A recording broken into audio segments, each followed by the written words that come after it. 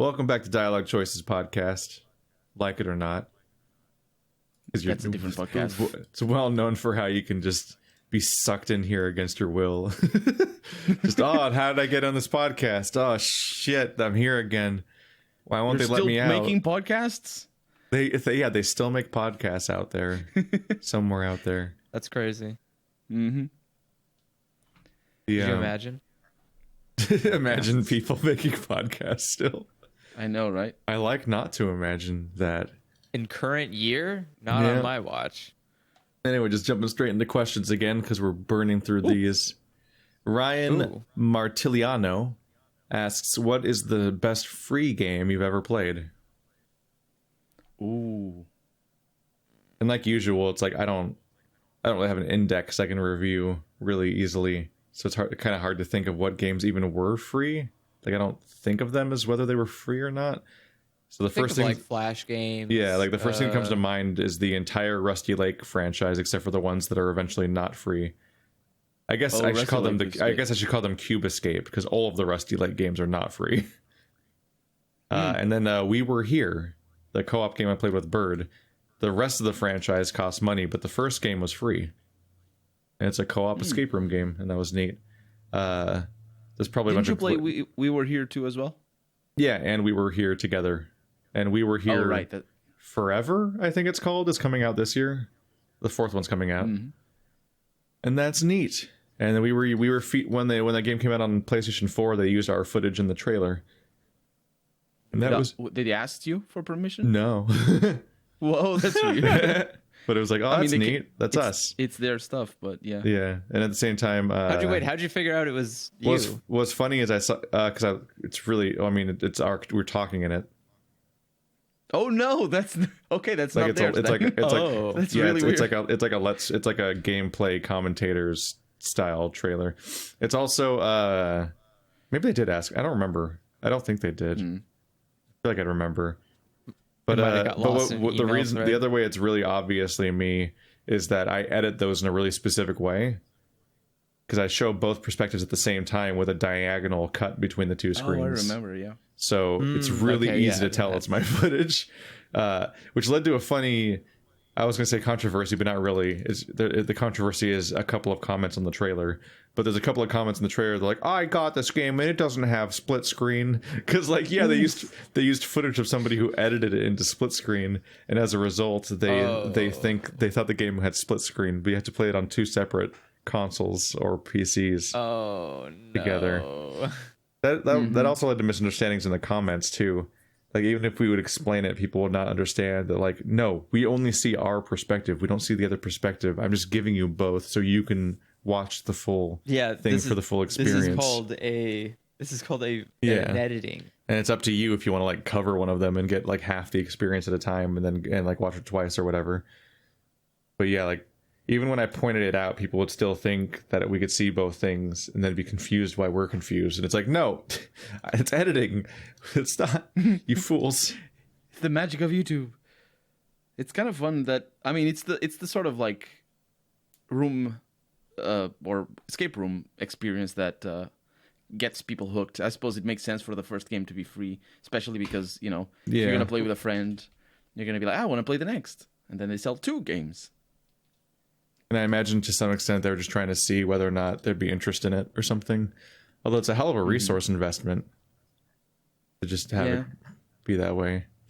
I just Googled, I would say, best free games, and I got a PC Games article where the top result is Raid Shadow Legends. Raid Shadow Legends. Followed by World of Warships and Genshin Impact and World of Tanks. It's like this. What a horrible list. Jesus Christ. I was gonna mention World of Warships actually. It's full of microtransactions though, but I think it is better than World of Tanks in that regard. Because World of Tanks has things like, not only does he have like tanks that you need to pay for to have access to, so it's a normal free game, but some tanks are special and can be a little bit better or worse depending on what class it is.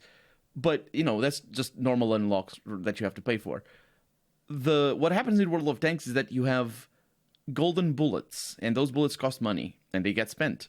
So it's basically every shot you take in a game costs a little bit of money in real life, and they are a lot more powerful. So it's pay to win on a competitive game. What the fuck? It's really bad, and basically, if you get up to the higher levels, it's just untenable. The World of Warships isn't like that, and it's a little bit slower. I've been playing it recently, and it's been out for a while, but it's really fun. I mean, it has the same monetization except for the bullets as World of Tanks. So loot boxes are, I think, a thing for certain things, but it's not like for the ships themselves. But do you consider a game that has free, like, would you consider, because the games you mentioned, We Were Here and Cube Escape, I believe? Yeah, I did mention two games that are purely free, and you're mentioning games that are free to play, which, are technically different things, but he didn't necessarily specify, so it's up to you, I guess. Almost every game with any sort of size of audience is not genuinely free and is free to play, and that it tries to monetize in other ways. Like examples being, like, for example, like, technically this whole time I've been playing Final Fantasy 14, I'm still in the free part of the game, except for the fact that I'm a cat. If I wasn't a cat, I would have never had to put any money into this game. I've been paying $12 a month to be a cat. If I was a lesser cat, one who just has a man with cat ears and nothing else, then I would have been playing for free this whole time. MMOs are a lot like that, actually. Even World of Warcraft, can't you play like dozens of hours for free? Or isn't the base game free? I don't actually know how the trial works now for WoW. There's been a bunch of different versions, and I never used it before. But in Final Fantasy 14, you get the base game and Heaven's Ward for free. It's kind of funny because since I was talking about World of Warcraft, StarCraft is free, the original one, so you can just go and play it, and it's an amazing game. It's incredible. You just go. But I don't. That's the thing. Like, that's one of those things where the game's so hyper popular, they don't even have to technically. Like, they might have added microtransactions to it or something, but. No, it's just overall, the original game. They just profit from the game being popular as like a cultural icon. They profit from it in other ways. Yeah, free games are pretty rare. I'm gonna say one that is it's not completely free. The multiplayer version of Fear. Do you remember Fear? A shooter published by Helltaker. Yeah. Sorry, that's not what you're talking about. But that's not what you're talking about. But I just remembered Helltaker is a genuinely free game. I don't think I've played it. What is it? It's the one where you're a dude and that looks like Kazuma Kiryu kind of, and you're doing a bunch of Sokoban puzzles in hell, and there's a bunch of demon girls that you're like sort of romancing, and explicitly the creator made the game just because he wanted porn of the characters to be drawn online. So he just wanted Rule 34 to happen, so he made a free game that's relatively short and pretty good, just to sell you on the characters to make porn of them. That was the strategy, supposedly. Or at least that's what multiple people have claimed. Getting free porn of your characters just by doing a game. I say but like that's way too much trouble. You can do other things. You can just go mold some lawns and you make more money to get yourself. I think of all the free games that I remember playing, I'm going to say the multiplayer version of the original Fear was a lot of fun. And this was back in 2007, 2008. Fear was a pretty cool game. I liked it, but it wasn't free. But the multiplayer version was. Weird. Yeah, it was just like a Counter-Strike. I guess they thought they would just sell you on playing the main game. I think they might have wanted to populate, like, for people who bought the game, they maybe didn't have enough people on the servers, and they just made it free. Yeah. I haven't played it for literally years now, so I don't know if it's good yet or not or whatever. But there is a Monster Hunter clone called Dauntless. That's free. I think it's free to play with optional transactions and whatnot. It's always been kind of pretty. It seemed kind of janky and bad when I first played it for a bit, but that was like the opening week of its early access or whatever. But it's been going on for a few years now. it always seemed unfortunate that like they kind of like they're like, oh yeah, try our new free to play early access janky PC Monster Hunter clone. And then, like for a second there, it sounded like, oh, it's been in like a window of time where there hasn't been a Monster Hunter for a little bit. That's been and especially not on like PC or anything. There hasn't been on one around forever. And then Monster Hunter World was like, so we're coming to PC. Like, well, oh no, you're pointless now. That's what happened to. Oh, it wasn't free though. But when Overwatch came out, what was that game? Paladins? No, it wasn't Paladins. I don't remember. I think it was published by Gearbox. I think it might have been by Epic. Valorant? Or it might have not Epic, but by the guy from Epic, quickly. Cliffy B. Oh right, the guy from Epic, yeah. Cliffy B free to play shooter. It wasn't free to play at the beginning. They released Lawbreakers. It was Lawbreakers, yeah. That game just tanked. Lawbreakers. Nobody remembers Lawbreakers. It was basically they were capitalizing on Blizzard taking forever to release Overwatch, and they were like, we're gonna make Overwatch but faster, and then they did 4 months faster. So yeah, for 4 months it was the whole thing. Yeah, I vaguely remember hearing occasionally about Lawbreakers, but I don't think I've seen even one moment of gameplay, and I have no concept for what the game is, and I think it's been gone for longer than it ever existed now. Like it's been super completely dead and unplayable. Oh yeah, right? it lasted barely more than a year. That's how much it tanked. It was just. And it's like one of those games where when it tanks, it just blinks out of existence, basically, doesn't it? It's online games. Yeah. That's Andrew is not seeing many free games. Andrew pays for all of his games. The only free game I'm gonna recommend is Kitten Cannon. Kitten Cannon. What about that's it? Turtle Runner or whatever?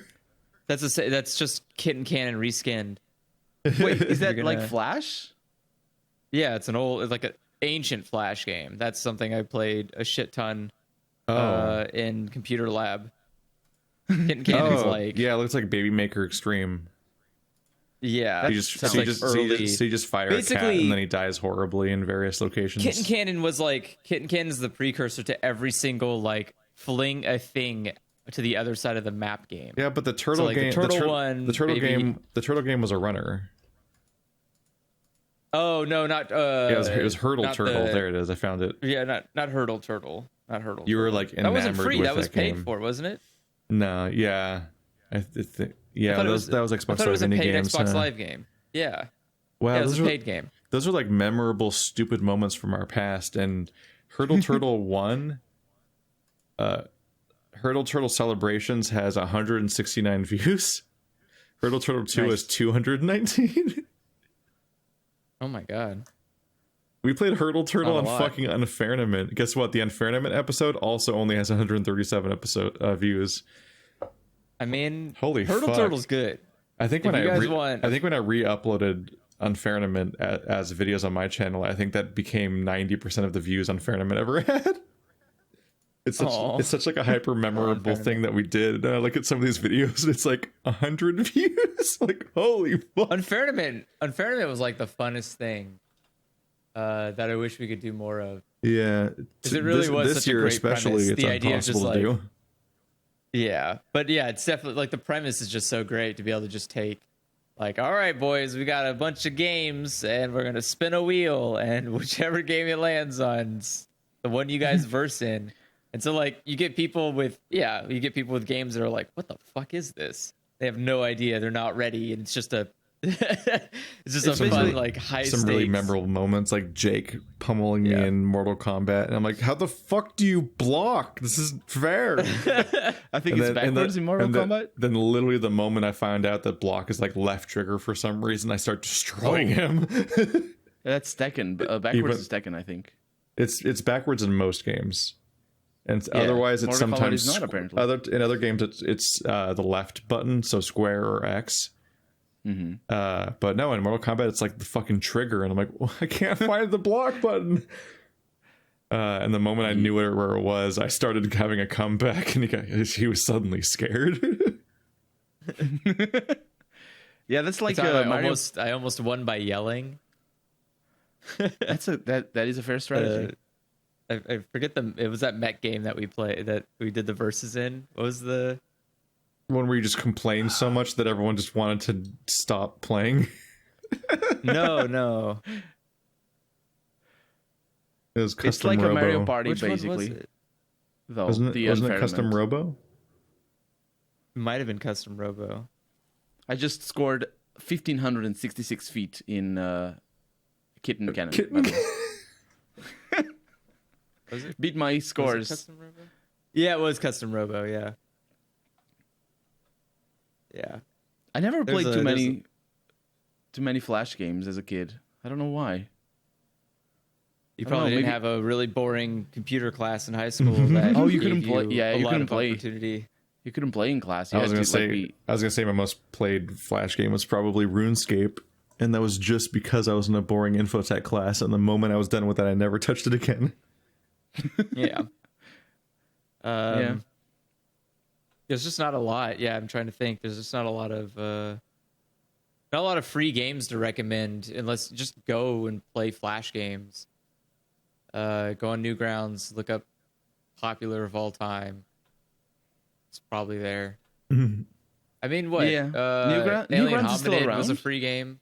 Yeah, Newgrounds. Newgrounds is still around. They just got done updating all of their games into HTML5 compliant. Good for them. That's really important. Since Flash went out of style. They fixed their engine or whatever in the back end, make everything compatible, and live on forever with all their animations and porn games and porn animations. You know, the history of when good content creators existed, like Ego Roaster and Rubber Ninja. That was like the niche. And now we don't get anything. Because it was like they were the animation place, and then YouTube came by and had more viewership. So it's like we should put our animations on YouTube. But then YouTube changed the algorithm overnight and ruined the ability to make money off of animations, more or less. But also which also kind of enabled my job. But also, there's just content gating. Like, you're not allowed to put stuff on YouTube sometimes. So that's the niche always for. Newgrounds is for like people like Twisted Grimm and stuff to put their like, ooh, can't put this on YouTube style animations. It's I think the more open, it's kind of a relationship between, obviously, the more open a platform is, and making Flash games is not very complicated in comparison to even making simple C# games back in the day. But of course, the more open a platform is, the more variety it gets. But what really surprises me every time I look back at I did play in Newgrounds. I don't have the experience of every best game, but there were some.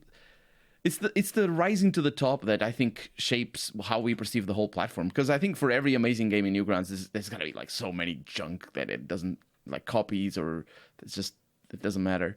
But the rising to the top, I think, is something that doesn't happen in normal gaming, because it's just so, whatever has the most marketing budget, whatever has the scummiest strategies for keeping players playing. You just put out like a next level amount of marketing for everything. Well, I mean, it's also, just there's the misconception that profit equals good, which is never the case. Well, profit does equal good from the people that make all the choices. Well, yeah, sure. But I'm saying, like, it doesn't mean that you've made a good quality product. It just means that you made a profitable product. Like, that they're not synonymous with each other. Yeah. But I don't think Avatar's a good movie, but it made a lot of fucking money. Yeah. Like, if they don't care about art, then that is what equals good to them. Yeah. They just want to ship a product. That's what I'm saying. Is like, so a free game doesn't necessarily mean it's bad just because you didn't pay for it. Like, there's such a thing as like a free game being better than paid games, which is, I mean, Cyberpunk exists, so arguably that's true. Like, no, it's fucking Kitten Cannon runs perfectly fine. It doesn't have any errors, but Cyberpunk can't even fucking keep itself going, and you paid money for that. That's embarrassing. I think Kitten Cannon is better than Cyberpunk. I'm calling it. I mean, I would play. But I remember having to live off of fucking and oh god, Flash games. Like I know there's playable stuff out there that's okay, but oh my god, what a sad existence to have to just live in all day. I just remember going on that's fair. I remember being like, here I am at college and I have a underpowered laptop and I just have to figure out what to do with the next 5 hours between classes sometimes, because I was like, I'd have to commute an hour away to get to class. You'd have a handheld?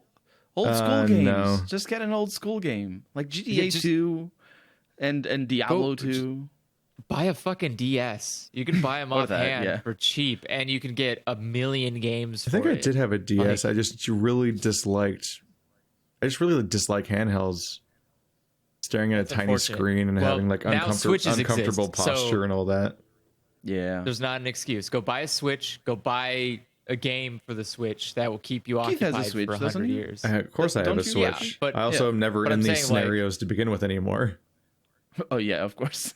Also 2020. Like I'd be sitting there with my laptop and it's like, all right, let's go on fucking congregate.com. Play another. What did Armor Games make this week? Because always fucking Armor Games, and they were always like vaguely competent, boring trash.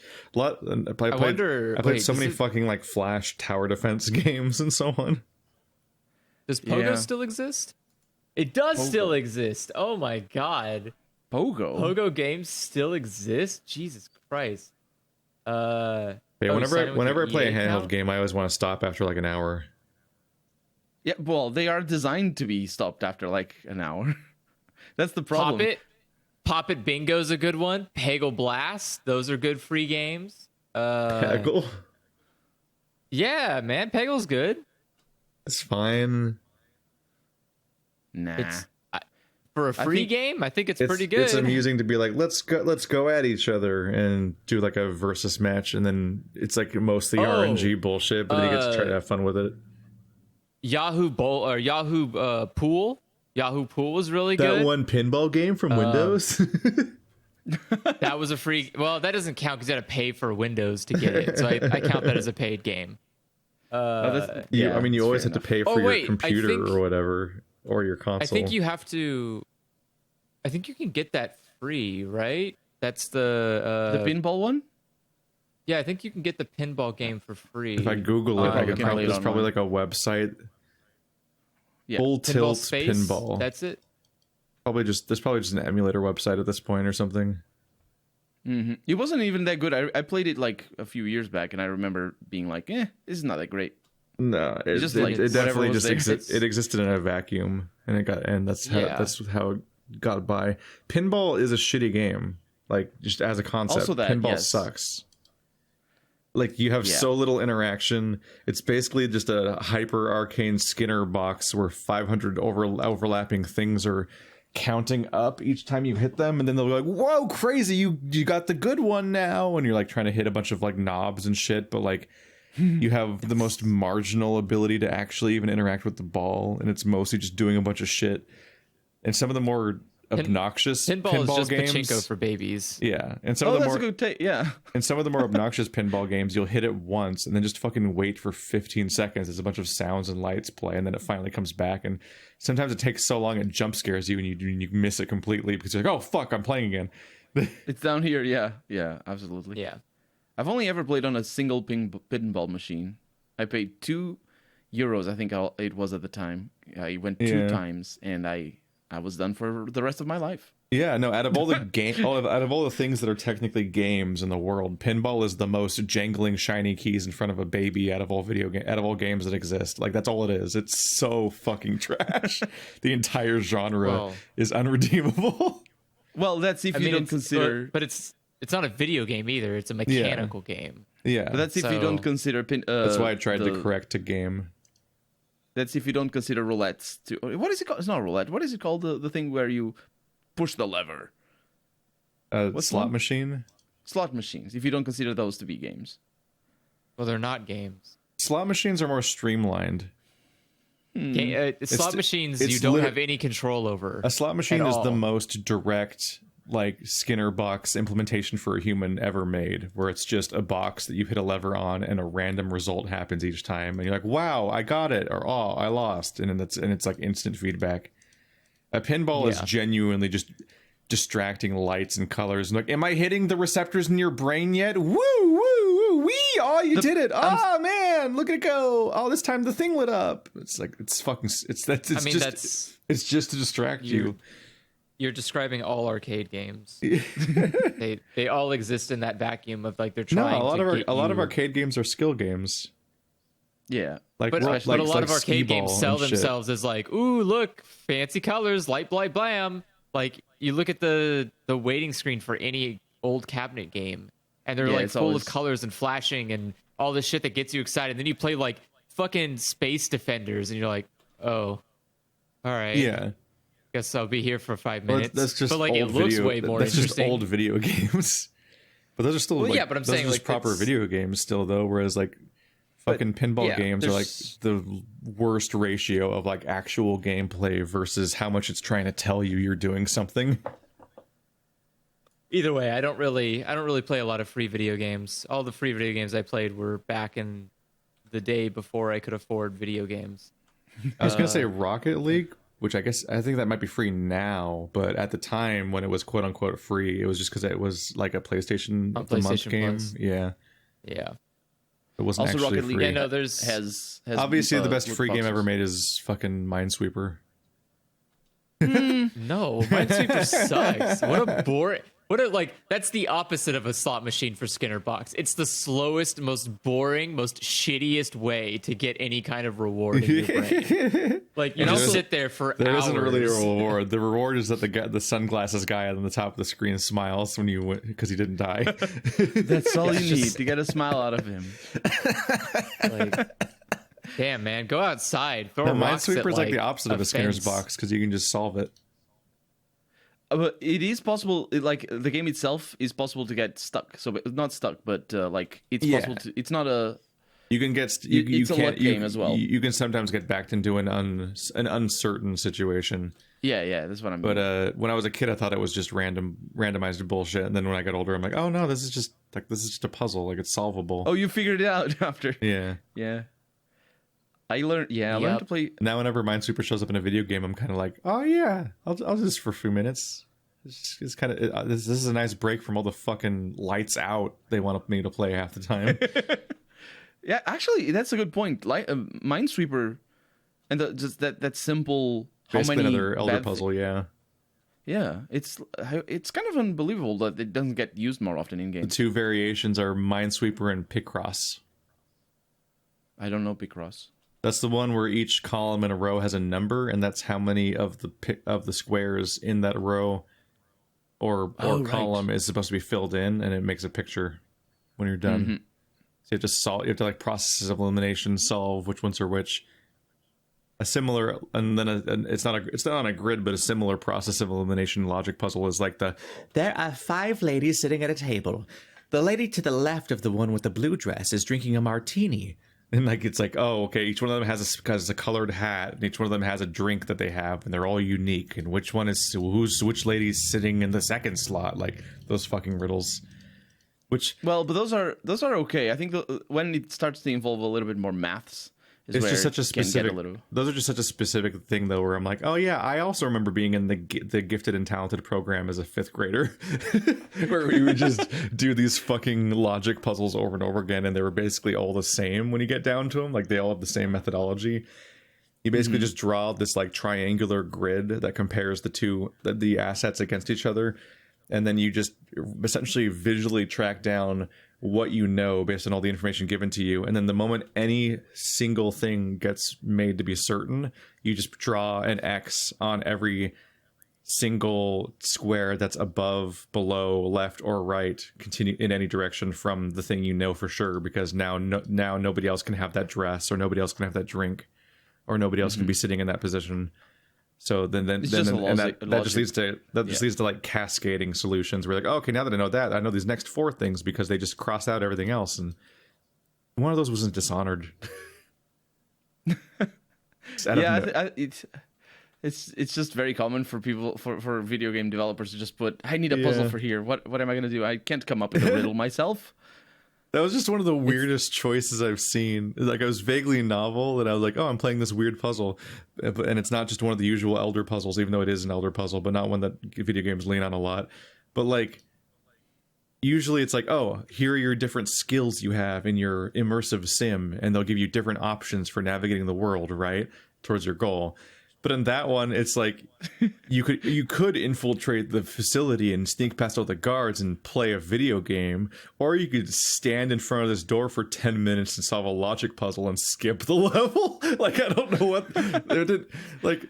It's nice to beat a puzzle, I guess, but like the reward is just not playing the game. It's like, who's it for?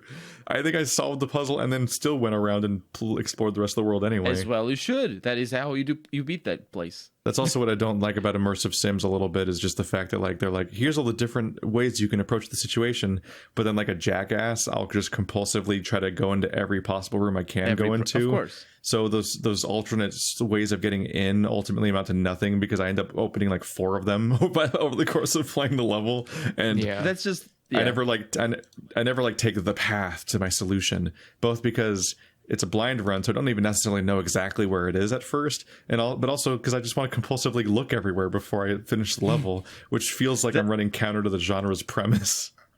I think that's why Prey is so good, because it rewards you for actually doing all the possibilities, because the level design itself tells the story, or part of the story anyway. So there's always so many little tidbits and details that you get to learn the game world. Unless you break it.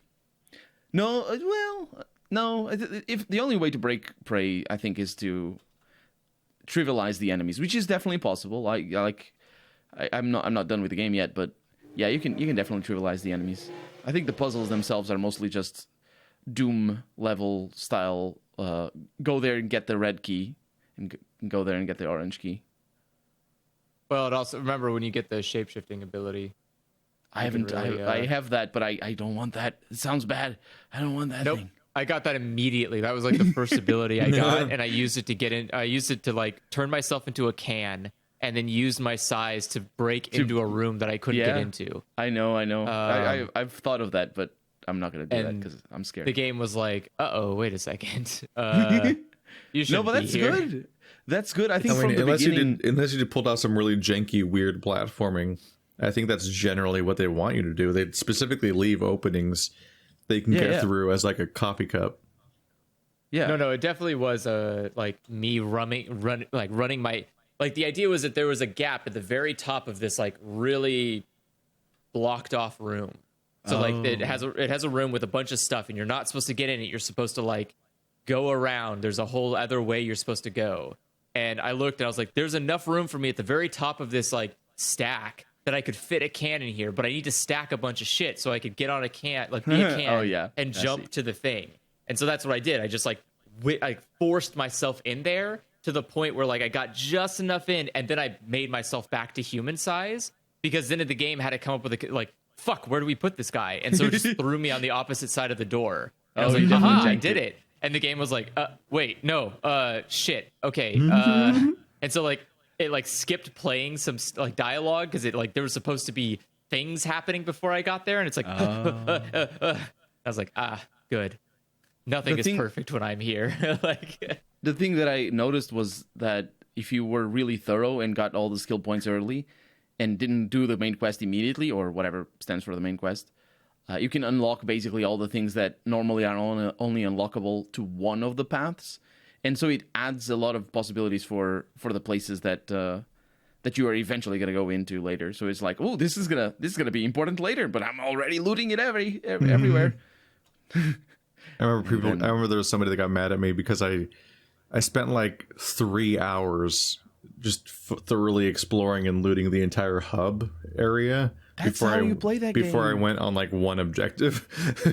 So it has to be like that. I was in that one area for an eternity, but that's just it's so explorable. Yeah. That's absolutely how we play that game. It's big. Why isn't he going to Impa energy? It's kind of funny, the Elder puzzles in general. Growing up I never played like Myst, or that's the only one that I remember having Monkey Island as well, and there were a few others that I knew of that were puzzle-y games, but I never played them, and because I didn't have the games or didn't have access to them or whatever.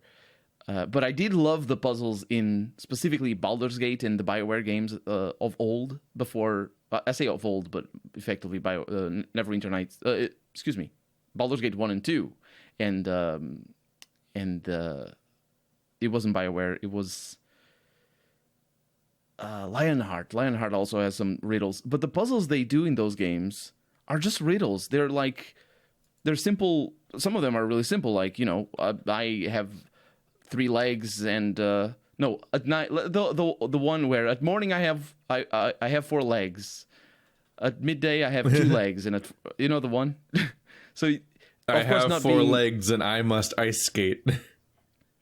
It's the one where it's a baby and an adult and an old, But the thing is, because I'm not a native speaker, I didn't. 4 legs and then on 2 legs and then on 3, which I think was in Lord of the Rings or Hobbit. Oh yeah, it wasn't Hobbit. Sounds like one of those. Reading Hobbit. But the thing is, because of my growing up without those things, it just always felt new and fresh. On top of being an elder puzzle, it's just someone stealing a riddle that people already know. It also doesn't necessarily ring true consistently. Not everybody needs a cane. Some people don't need. Well, yeah, but it feels rewarding. Also, not everyone has legs. But not everyone has legs either, which is that's a bad riddle. You need a riddle that universally works. It's an RPG. You have like 10 options in the thing, and one of them is shadow, and the other one is nothing. And you're like, is it an egg? It's an older the stereotype. Yeah, like the stereotypical answers to a lot of the riddles are like egg, shadow, and time. Yeah. There wasn't really much going on in the beginning of time to talk about besides those things. Yeah. It's that sort of riddles fell out of usage pretty fast in the new millennium, I feel. Well, they don't. I mean, again, riddles are supposed to be something that you have to think about. You have to go like, what could it be? But like when everyone just copy pastes the same fucking riddle over and over again, everybody knows starts to become. Yeah, it starts to become really difficult. Like I cannot count how many times I've heard the one of like, this one tells the truth and this one tells only lies. I'm never gonna figure out how to solve this one. I've never seen this. Lucky ever for you, I've never seen the labyrinth. Yeah, like lucky for you, I've never seen you just pull out a scroll and throw it on the ground and it just keeps going and going. It's like all of these things that use that exact fucking trope, like. But I think even riddles themselves as a trope, like, I think you know how to solve that? You just ask it, is this a good riddle? And whichever one says yes or no, they're both lying. Why both lying? It's never a good riddle. It's never a good riddle. One says no. Yeah. Why is he lying?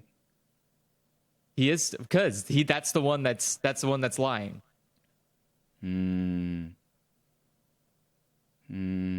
Because the thing, if it's the riddle, why is it going to say it's not a good riddle? That would be like self. I didn't understand what you'd be calling yourself a loser. Like you're asking the riddle to appraise itself. Yes, yeah, exactly. I didn't understand and that. so the riddle's not going to say it's a shitty riddle, but the one that's lying is going to say no, and the one that says yes is a liar because it's a shitty riddle. Don't fucking lie to me. It's a garbage riddle. Like, you can't trick me here. I'm onto your riddle. What I'm saying is, I think riddles as a trope have sort of fallen out of use. Maybe I got that impression. Anyway, games don't do that anymore. Arkham Knight has an entire subplot where you just do nothing but fucking riddles. It's the Riddler, though. That's cheating. Yeah. It's not cheating. The Riddler at least has unique riddles that aren't like that generic crap. Mm-hmm. Yeah. It's the riddle Gotham needs, but not the one that they wouldn't need right now or something. I hate. What? That's one of them. I have always hated that line. This is the first It's the one that literally seeing Dark Knight in theaters when it's in the middle of being in the hype of being the best movie ever made. Oh my god, everyone loves it. I've always immediately hated that line. It's like, he's the hero Gotham deserves, but not the one he needs right now. It's like, what a fucking awkward trash sentence to write in your script. Wait, is that how the sentence goes? Yeah, he's the hero that Gotham deserves, but not the one he needs right now. Is a real line in the movie. That doesn't even make sense. It would make more sense the other way around. It's just a really awkward, clunky sentence. It's so stupid sounding, and I hate it. I've always hated it so much. It's also a lot longer. Is that the first movie that you're referring to? The second movie. The second one. Like after the Joker, like kind of got. Oh yeah, I won't spoil the ending, but it's like in a way he kind of won, and in a way Batman looks bad now, so he's gonna like disappear now. Woo! And it's like you just spoiled the ending, and that stupid line the quote happens. is from Commissioner Gordon. Yeah, it's a line. It's Batman. It's bound to have stuff like that. Yeah, but that Batman was a real rough. I just hate that sentence. It's so bad. You know, one sentence that I like a lot, not from superheroes, but not from Batman, and everybody knows it because it's from Spider-Man, the best superhero. The one about, with great power comes great responsibility. That sentence Spider-Man is older than Spider-Man, more or less older, but it's really like whenever somebody says it, it's most likely because of the influence of Spider-Man, and maybe the movies or whatever. And the first Deus Ex by the new Deus Exes, Deus Ex Human Revolution, mentions it by 3 different NPCs say the same line, and 2 of them say, oh, it's a little bit cheesy or something to that extent. And they say, oh, it might be a little bit cheesy, but with great power comes great responsibility. And I'm like, it's not cheesy. You're just quoting Spider-Man and pretending that you don't know where it's from. And that's so kind of weird. cheesy. It is it's Deus Ex though. It's like, what are you doing quoting Spider-Man? It's just, I don't know. I'm sorry. I just remember that because you were talking about Batman, and I'm like, oh, I have another story that I can tell about something that is relevant to me. Ready for another question? Yes. Let's do another question. Anonymous asks, if you could erase one playthrough from your channel and the minds of your viewers, which one would it be, and why? Also, would you erase it from your mind as well? I feel like we should treat that as two separate questions. Yeah, those are 2 separate questions. Because I guess if you were erasing something from your channel and the minds of your viewers, then you're probably like, it's like a shameful memory that you wish you could undo from your entire channel and just like not have it anymore as like part of your history.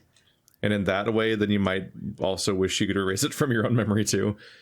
But I just can't help but think that like that the second half also turns into that question of like, if you could re-experience the game for the first time. Yeah, I think it's 2 different. If I can choose 2 games, for the 2 different reasons, then I do choose 2 games. It's not that I'm ashamed of having played the game or anything. I think the game is fun. But for the first option, it's a game called Phantom Doctrine, and I have an let's play of around 110 episodes. Oh my god. It's a pretty long game. It's like XCOM. It's I remember it was kind of on my to-do list. Yeah, at one point at least. It's not. The thing is, I don't get many comments because I don't have that many views, and nobody mentioned anything wrong with that Let's Play. I was just having fun. Sometimes people would say, "Oh, this and that, whatever," but nobody said anything. Nobody noticed anything. But starting from episode like 40, I want to say, up to episode 98, 99's around there. I could have finished the game, but I didn't realize what I had to do. So I spent like the vast majority of the Let's Play replaying missions that I didn't have to replay. Oh no! It's like an XCOM where you've unlocked the final mission, but you don't realize it, so you just keep looping forever. Yep. That's absolutely what happened. Oh my god! And it's like, it's my fault, but it's also the game's fault because the UI is more complicated than it needs to be. It's one of those UIs that's really remarkable in how it reflects on the game. Yeah, if you are playing that long without even understanding that you can beat the game. Yeah, but I mean, it's a repetitive game in its nature, so it doesn't grow too old because, it's another mission. Let's do another mission. It's new, and I'm leveling my characters up and whatnot. But I did the vast majority of the Let's Plays totally wasted. Stomp it when you got to the ending? Oh yeah, absolutely. It was super easy. But I mean, it's just So if I could delete, I mean, I can delete the Let's Play. It's not a problem. But if I could take back, I would take that one back. I'm trying really hard to think of anything that I'm like any playthrough that I'm ashamed of or whatever. Yeah, I'm trying to think of a playthrough that I would not. There's individual episodes that I wouldn't want to cauterize the entire playthrough out of existence for. The ending of Nier Automata getting just annoying forever.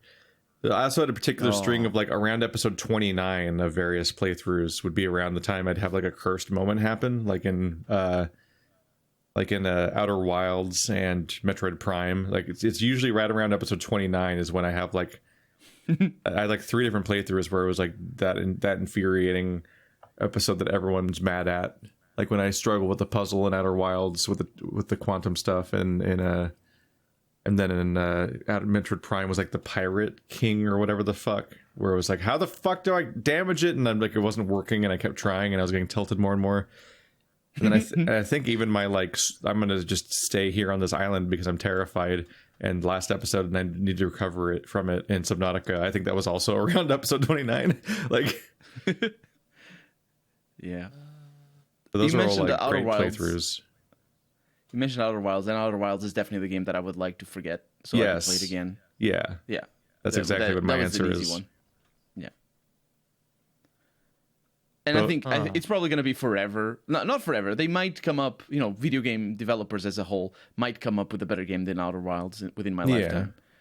But for a long time, it's probably going to be the game that I wish I could forget. Whereas for there's playthroughs that where it turns out midway through oh, this game's trash and I'm gonna have a horrible time, and then I go and beat the game. But I feel those are informative or whatever. I feel deleting those is counterproductive. Yeah, and it's fine. People can just be I don't like this and I'm just gonna not watch it, and that's fine, just don't watch it, go away. So if anything, the ones I'd want to delete off the channel, which I just could right now, is incomplete playthroughs. Especially in the earlier years before I was full time, when it was much more common for an incomplete playthrough to happen, even if I didn't mean for it to happen. The Quest was a tile first person dungeon crawler where you moved on a grid and all that, and it was retro graphics, and I did 10 episodes and then just stopped one day. Batman Arkham Knight, Shibuya Scramble, which maybe one day we'll go back to, but for all I know we might just have to start over from scratch anyway, so it'd be kind of wish I just never did the first playthrough. Or Persona 5, I did a couple of episodes before the news came out that I wasn't allowed to do a let's play of it because the company's shit, and those just sit there. And you never deleted those? No, I probably should have just deleted them because it just leads to people just irritating fanboys leaving shitty comments because Atlas can do no wrong, so they just insult me instead. And it's all right, go away. It's really hard. I'm trying to think of. Yeah, you're trying to think of something you're ashamed of, right? Yeah, I don't really have games that I'm ashamed of. I mean, because you would have just not uploaded it. Yeah, I mean, there are games that I'm not happy with how some series turned out because I think I was more negative than I would have liked. Yeah. But I generally stand by what I said. I figured you would just be I wish 999 never happened. So I would have never experienced the two games. That doesn't make the game not exist. That's what I want. I don't want to forget it. You'd be blissfully unaware of how much you hate it if you erased it from the channel. But that's and then the audience wouldn't expect you to play the next games because you never would have played the previous games before. Like, but that doesn't, again, that doesn't solve the problem. Like that's putting a Band-Aid over a gash. Like you need to remove the plague, not just cure the sick people. Like, and the 999 shouldn't exist on this plane of existence. Would you delete Tokyo Jungle? No, I like Tokyo Jungle. I had fun with it. I if anything, I wish that our playthrough of Tokyo Jungle was powerful enough to get a Tokyo Jungle 2 to get fucking made. Yeah. Or powerful enough to just make it like a you'd be like the northern lion of fucking Tokyo Jungle. It's like, oh man, I don't want to keep playing. I don't want to keep playing Tokyo Jungle 1 over and over again. I just want another Tokyo Jungle. To this day, but even like I've literally gone onto a new channel and I'm a full-time Let's Player, and Tokyo Jungle is still my most successful playthrough ever. I don't know why. And I re-uploaded most of it or all of it on my channel, and it did not get those views. It just has like a few hundred views per video. But the ones on our original channel straight up have, like, I think the least viewed episodes of like a 20 plus episode series have like 18,000 views. And the ones with the most have like over 200,000. Looks like the... Let me see. I can sort by views. It's really episode 1 has 207,000 views. Yeah, it's the SEO juice. It's funny looking back at that, and it's like it's a career-defining playthrough practically on some level, and it's like, oh, you mean like less than the base level that most successful channels have? The lowest.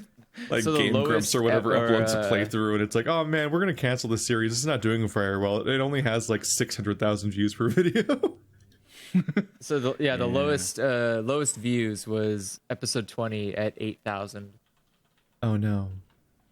But yeah, the Tokyo Jungle is like ridiculously popular for some reason. I don't know why. But I wouldn't want to erase that from existence. I don't know. Like, I guess if I like had to twist my own arm, I would probably say, I would just say like fucking HuniePop 2. Your current playthrough?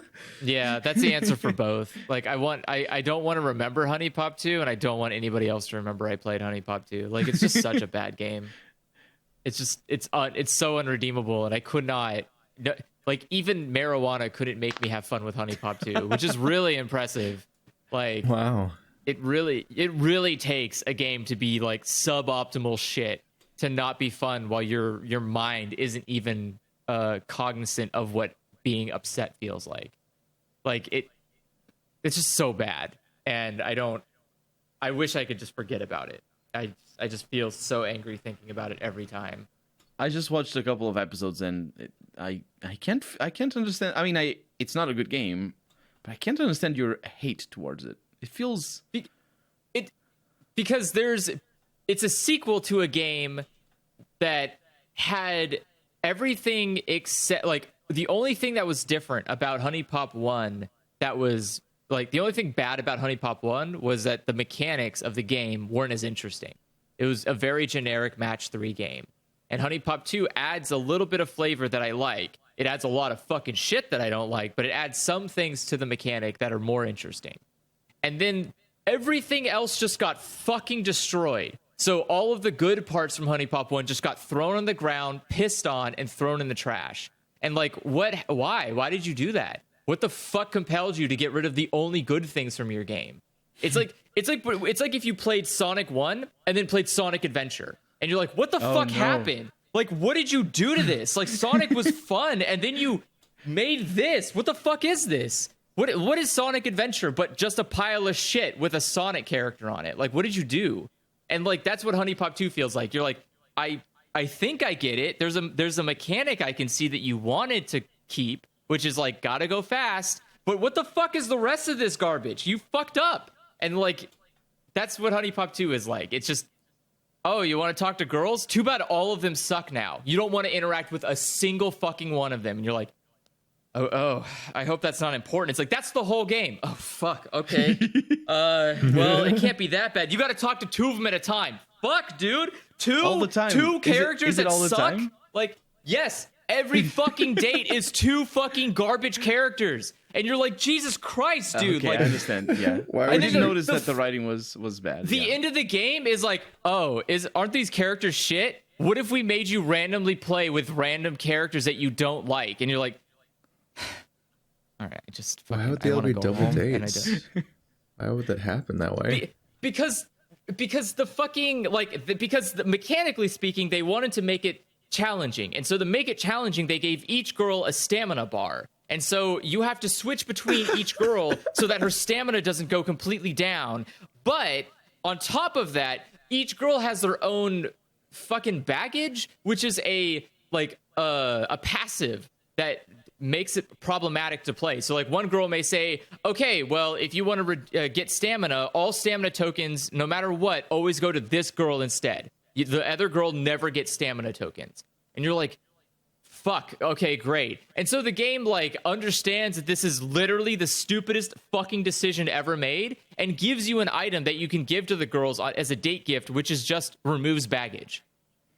What? Why is it fucking here? So I just went and I bought every single removes baggage item and gave it to every single girl. And then when you start the date, you can just give it to them and it lasts for like pretty much the whole date. So you can just ignore this entire mechanic for a good portion of the date. And you're like, then why the fuck is it here? And then you can't choose the baggage. So each girl gets 3 random baggages and it just picks one of them every time you show up. So you need to have this inventory full of fucking date gifts and you need to hot swap them depending on the baggage and depending on the girl and like what she likes and doesn't. It's so overly bloated and fucking abysmal to play.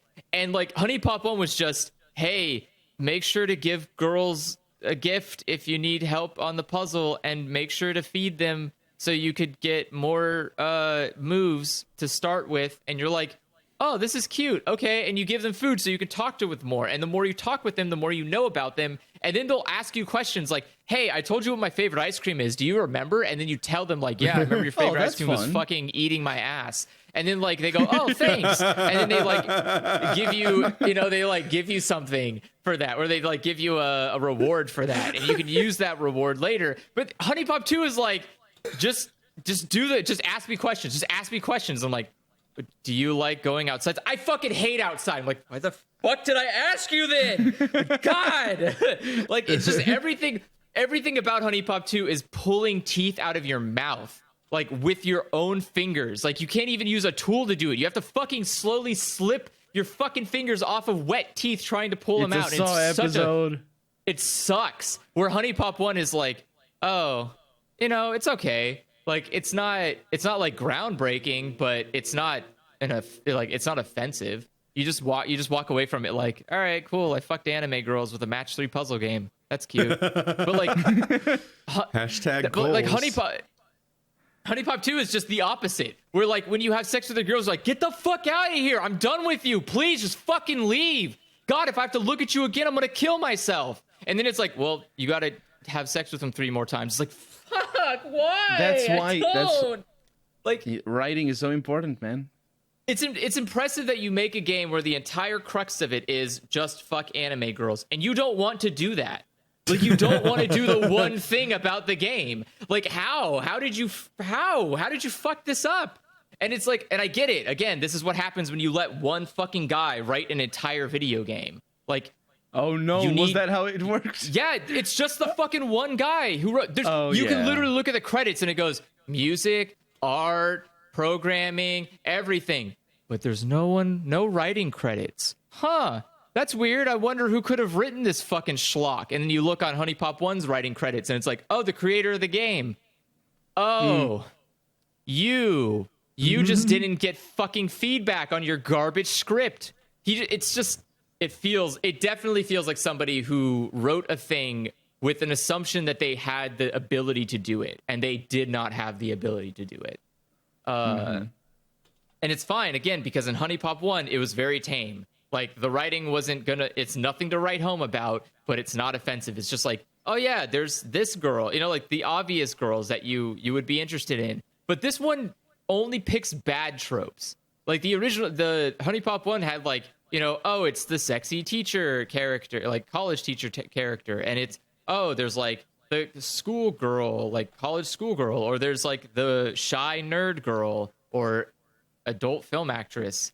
But like HuniePop 2 is like, oh, what if we had a suicidal goth kid? What if we had a fucking I don't even know what it is, like semi-human fucking girl who just, I don't even know, rave girl. I can't even describe her character. Semi-human rave girl.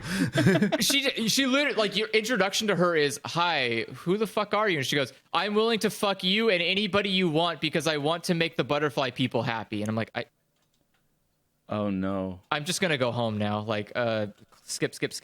Like, there's a girl who canonically doesn't bathe or shower. There is the Gold Digger girl. who, yeah, Stank Girl. There's Gold Digger who owns the entire native island. There is girl who is native to island that is owned by Gold Digger Girl, which is not great. Also, that character has a Native American skin, but she's not Native American, which is not great. Not a great look. But there is, then they bring back characters from HuniePop 1 because they just couldn't write enough unique characters. So they're like, oh, we have to bring back some of these characters that were well written because otherwise this game's just unredeemable. You have non-committal, boring, like, girl. You have, what is it? What's the other fucking person? I don't remember what the other person now is. There's some like troll obvious polls on our channels. Didn't you do one that was just here? What's the best girl in HuniePop 2? And you listed all the worst ones. Only the worst. Yeah, I picked all the worst ones. And most of the comments were people just upset, like, I can't believe you didn't put such and such. Like, yeah, I know. Isn't it really annoying that like half of the cast are unredeemable shit? Like, God, it's just. I specifically, I was so vengeful that I took the worst character in the entire game and skipped all of, like, did not do any dates with her until the very end. So it was just back to back to back dates with this awful character. And people were just like, I don't know why you're just going to punish yourself. It's like, no, this is a punishment for everyone. We're all being punished for this. It was just not great. Yeah. So Andrew, if they can skip in the video, you can't. if magic was real, I would delete his HuniePop 2. Going by the comments, if I know anything about the fucking self-control people have, they can't skip, apparently. No, they can't. They repeatedly show they don't know how to skip ahead. They'll just complain the whole time.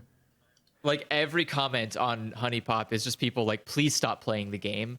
And like, why would I stop playing? Like, I'm not gonna bail out. I'm gonna follow through with the comments that I said. I'm gonna show you exactly why this game is shit, and I'm gonna do it by my own accord. Like, I'm not just gonna say it's a shit game and walk away. I'm not a coward. Like, people will just hit a segment of a video and they just know. They'll tell themselves, like, they know for a fact, I'm not gonna like the next 20 minutes of this video. I know what part's coming up, and all of it's gonna be not fun to watch. And what do? They fucking watch it, and then they complain that they watched it. And it's like, you knew. It's like, there's a format to this. You knew what that part was going to be, and you're just going to complain about it. That's what they do. It's like, it's like watching Cyberpunk, where someone's like, why are you playing 40 episodes of Cyberpunk if you don't like it? It's like, why are you watching it? It's always a self-defeating argument every time someone says you shouldn't play something.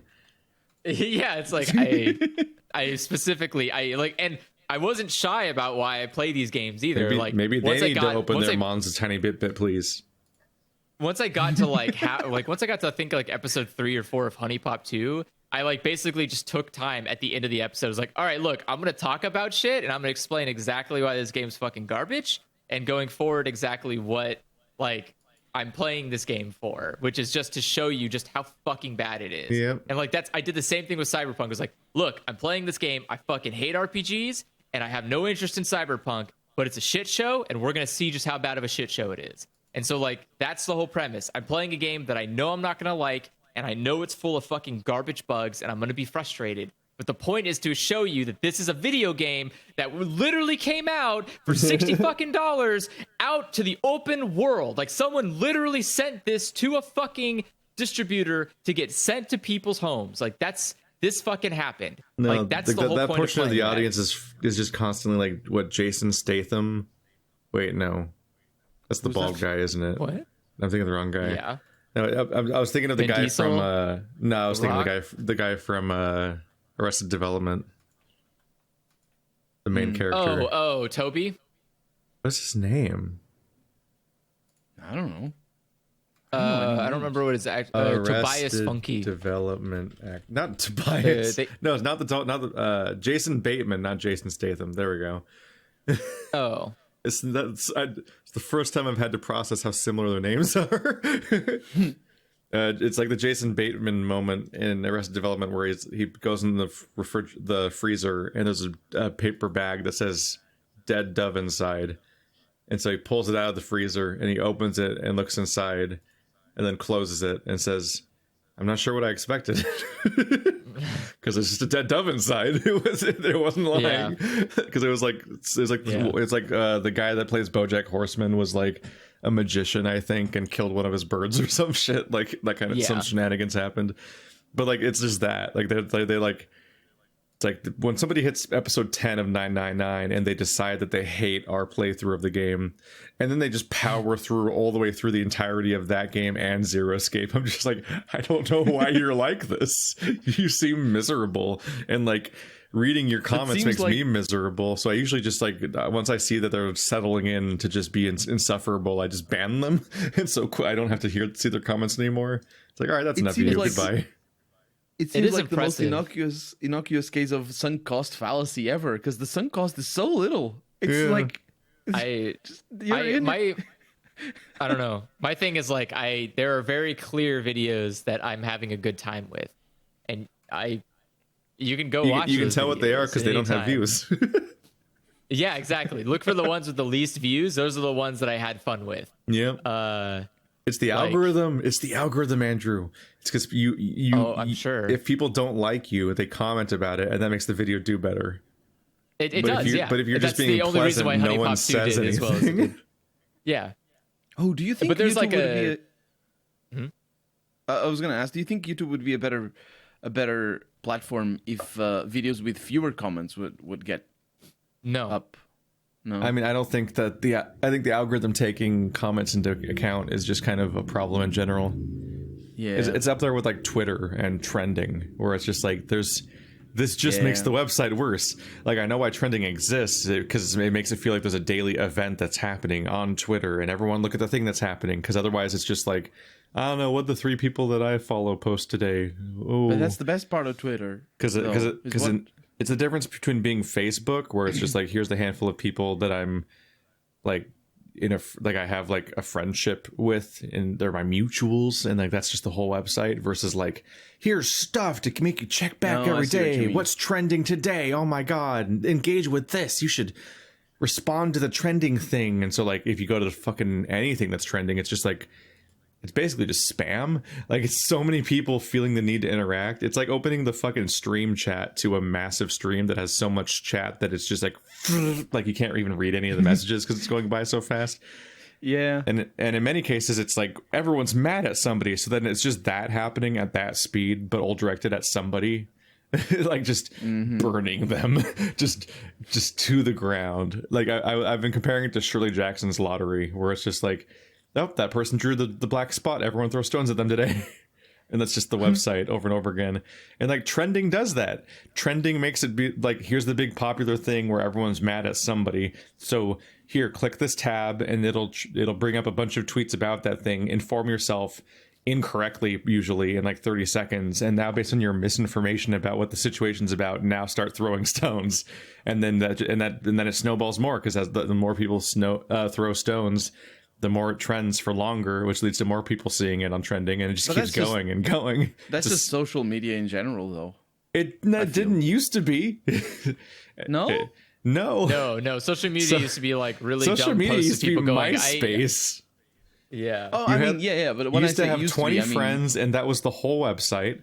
And you just Facebook decorated your reshaped stupid. everything. You decorated your stupid web page, and even Facebook didn't used to be like that either. Facebook used to be like, oh, we took the thing, and like now all of your friends, instead of you having to go to their website basically and look at it, instead it's going to be like now there's the wall, and it's like a feed of everyone's posts. Yeah. But it's all your friends' posts still, and it was it even used to be in chronological order, not algorithmic, and that was nice. when I made my Facebook account, it was remember when still it was still back when you had to have an account to watch pictures, to see pictures, because it used to be like that. You wouldn't be able to see posts basically unless you had an account. And you were, I think you had to be friends with the people. I don't even. I mean, generally They were like, speaking, the Facebook website changed even very now much. wants you to have an account to use it in any real way. Yeah, but it's not like it gives you a Instagram, prompt. Yeah. or Snapchat or something. Or Yeah. Instagram, you're like, oh, look at this guy's image gallery, and then you scroll down by Nope. like one screen's length, and it's like you have to log in now. I'm like, you fucker. I don't Don't- even know what my password is. Don't want an Instagram account. It's just this person apparently just posts art on Instagram, and I just wanted to scroll a little bit. Dicks. Yeah, that's my experience. Not joining this. Yeah, but Instagram is Facebook as owned well. by Facebook, Facebook. so Yeah. Yeah. But it used to be. I remember fucking reading long rants by Andrew when Threads didn't exist yet, and he would just post 100 tweets ranting about something sometimes, and I'd be like driving through the desert.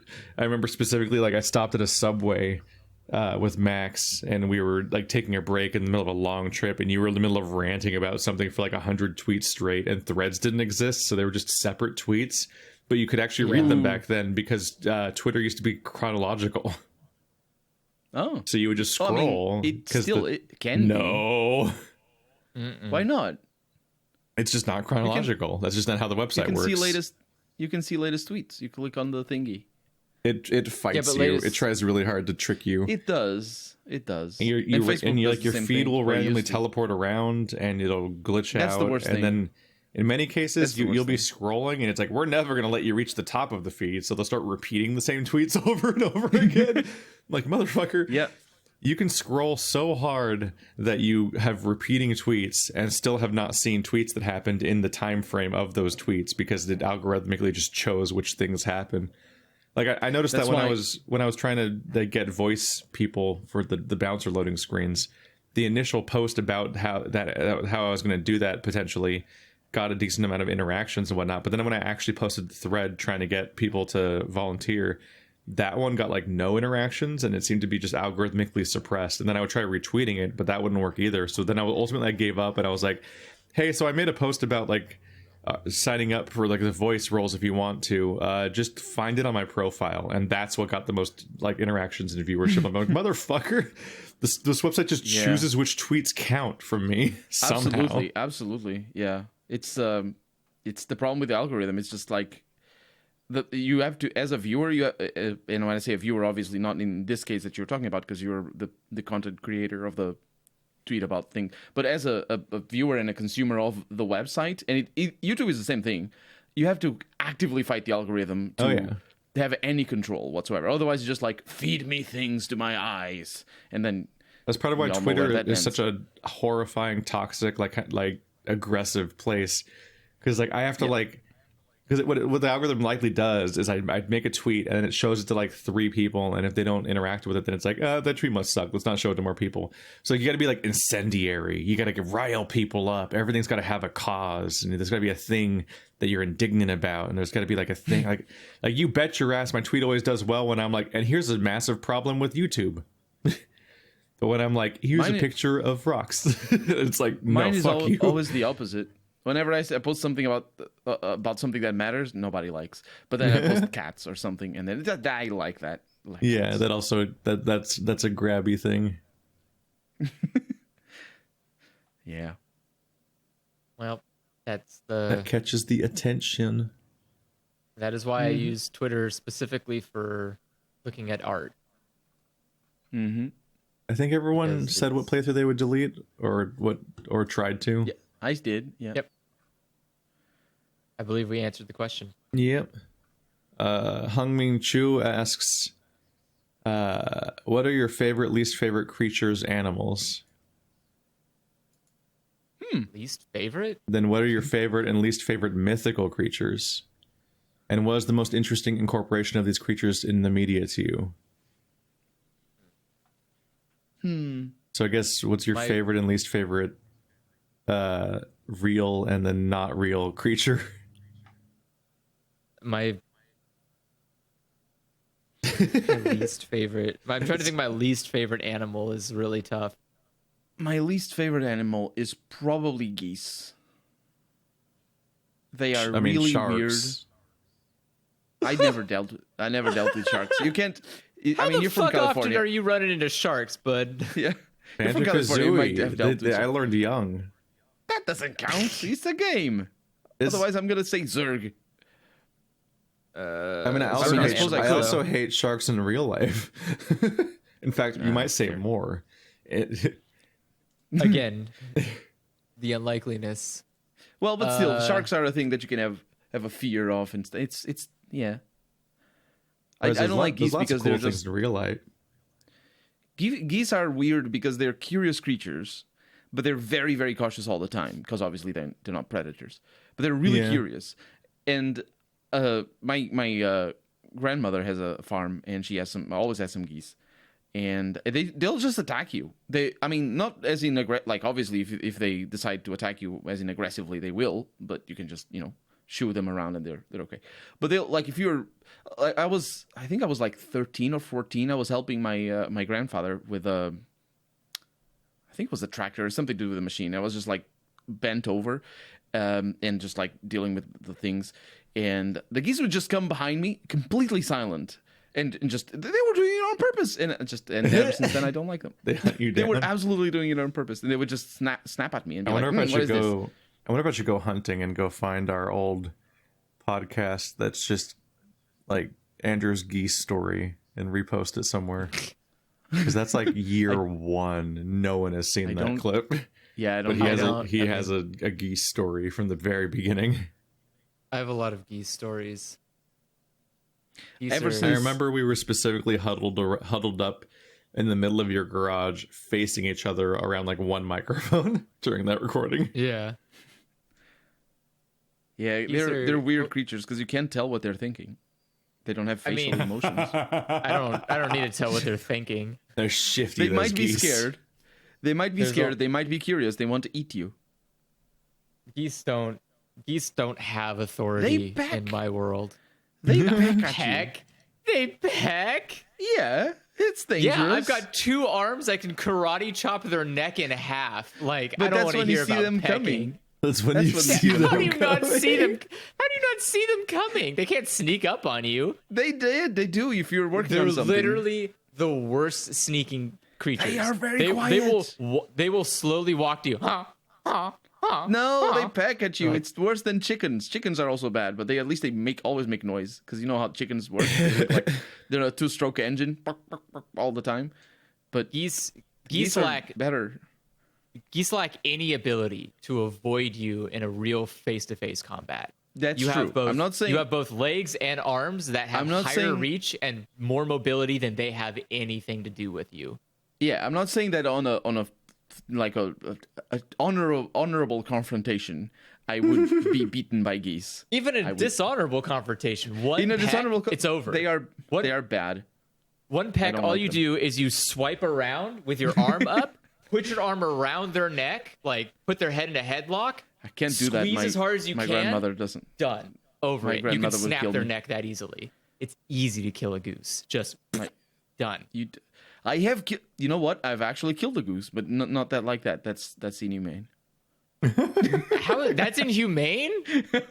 Yeah, you need to knock their heads out. You need to so they don't. Inhumane feel the pain. is letting them live on the same planet, breathing the same oxygen as me. That's inhumane. To butcher a goose, you need to knock them out first, because every day they live, they're lucky. That's all I have to say about geese. They're weird creatures, and like dogs, you can always tell. Dogs are super easy to tell what they're thinking, but like every creature, you can tell, including spiders or snakes. I don't know about that. But geese I don't think I can. Are evil. I don't think I can really tell what like a moose is thinking. There's actually a storyline in Beastars that's specifically around like a type of desert fox, I think, that doesn't have like facial muscles. to express emotions, and so no one can ever tell what she's thinking throughout the entire thing because she doesn't she never makes any faces. Oh, that's cool. Beastars just has obviously like cul-de-sacs every now and then, like the chicken from season 1. Yeah, just like little off stories, which is like the best episode of the season somehow. I'm trying to think like what. Okay, so what is sharks are the worst animal on the planet because they're a missile with teeth, and they exclusively exist in a situation. They exclusively exist in a situation where you are completely disadvantaged and incapable of defending yourself. Basically, they're not as dangerous as people make them out to be. Yeah, but they're horrifying. Well, I mean, that depends on which shark you run into, though. Yeah, there's sharks that are a little bit more weird. I mean, you're already in the ocean abyss, which is a bad start. That's that's the problem. It's not the sharks that's the problem. It's the ocean. Because the ocean is basically a desert, but cubed instead of being squared. It's like cubed. It's bad for everywhere. Like my favorite. Like favorite animals are like dogs and wolves are great, and then pangolins are just fucking cool. And then have you ever seen a brown hyena? It's got the most boring name, so it sounds not interesting, but it's actually a really cool, weird hyena. Is it the ones with the ears that are like really cute? Yeah, and he's got he's got like super long hair on his body, but then short hair that's striped on his legs. So he looks like a Muppet. Oh, yeah. He's really funny looking. He is very funny looking. Yeah. There's one you can find if you're image searching. There's one where he's kind of walking while kind of looking like he's smiling, and he just looks like he's hiding. He looks like two people under like one of those like floats or like those like fake bodies like the Chinese dragon like float or whatever the fuck it's called, where people just stand under it and hold it up. Like it just looks like a fake animal. It's just really funny. No, the brown hyena is really cool, and his name is way more boring, so it sounds like he's talking about a hyena. There's a few favorite animal. There's like a spotted and striped hyena. Oh, that's the one that has a fucking mohawk on its entire spine. I wasn't gonna mention like wild animals because I have very little experience with them. So my favorite animal is a cat. But if it's cat. But if I were to mention a wild animal, I would say and they're also domesticated. But yeah, the minks. And then there's another one that's like a mink, but it has a different name. They're like the little rodents that you know what they are, right? No. You know what a mink is? I know what a mink is, but I don't know what like. Oh, there's just another type. Yeah, ferret. That's the one. Yeah. Ferrets and minks. They're kind of I was gonna if I type ferret, I just get a streamer. I mean, if I type minks, I just get a streamer. Yeah, mink. M-I-N-K. Yeah, M-I-N-X is a streamer. Oh right. Yeah, I don't know. But minks are really cool, and I think she's Scottish. I forget. I don't know. No, ferrets are cute. They are. I would say favorite animal is an emu. Emu are cool. Least favorite animal is a panda. Really?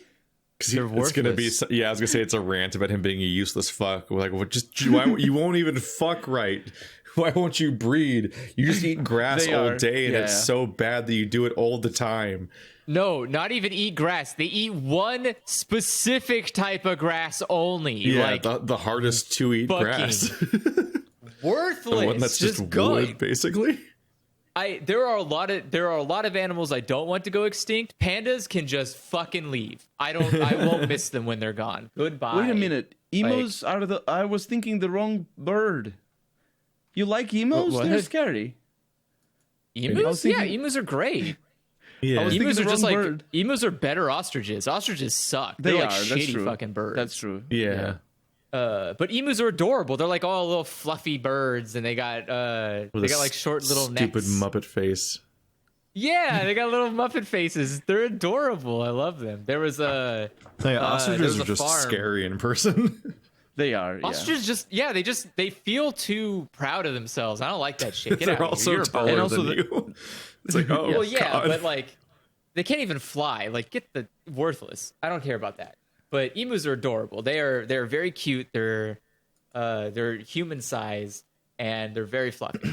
That's why they're Very scary. good. They're so big. I thought they were the smaller. There's like a smaller version of emus that are from Oceania. I don't remember the name though. It's like the paradise bird or something. They have a weird name. Not I don't sure. remember exactly. There's a bird of paradise, Yeah, I think that might be the one that which I think might be a plant. I think the bird of paradise is a flower. Oh no, I just looked it up. It isn't that the one that I was thinking. Yeah, emus are cool. Yeah. Yeah, it is. I didn't know bird about of their paradise faces. is a flower. Is it? What a dumb There we name. go. I did. Oh, I'd never seen the Oh, faces. that recontextualizes a chapter from House of Leaves. But There's like a if you gag ever- where a thing is full of birds of paradise, and I just realized like, oh, they might mean the flower. if you ever have a chance, feed emus. They're adorable. Goofy Are little they bastards. Are they pets? Are they domesticated or are they wild? They're wild. Both. They're wild, but you can. I mean, there are farms for they're emus. caged. They're not They're Yeah. domesticated. Yeah. They are imprisoned. Yeah, they're not gonna They're not gonna 'Cause hang out with ostriches- you, but they're not ostriches can- violent either. They're not like aggressively. Yeah. They're not aggressive wild animals.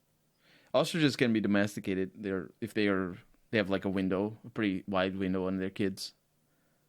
Well, not kids. That's for foxes. So, what are your kind of- favorite and least favorite mythical creatures? Favorite is dragon. Least favorite is Pegasus. Least favorite is Pegasus. dragon. Least What? favorite is dragon. Nah, I have a grudge against dragons because they're just so fucking boring. I just Which dragons? So I'm just disappointed whenever dragons show up All because I'm dragons? just like I don't care. But actually, my least favorite mythical creature is a leviathan. Obviously, all leviathans because they're just leviathan is just a much dragon. worse sharks. It's just basically a dragon, So except an ocean dragon. fucking can't wait for Subnautica Below Zero this year. Fuck me.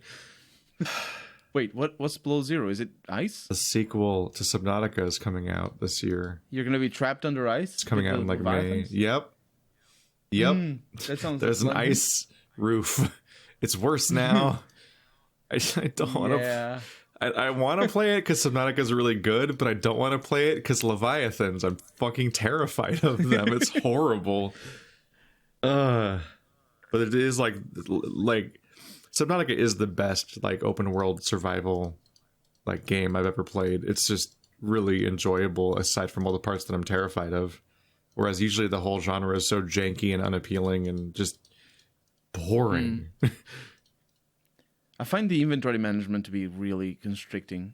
Hence me being like, hey, everybody want to play Valheim? And everyone's like, no. Because everyone's fucking tired of that genre. It's all bad. They're all bad games. Like, Valheim is okay. everyone's sick of trying to care about it anymore as a genre. Valheim is okay.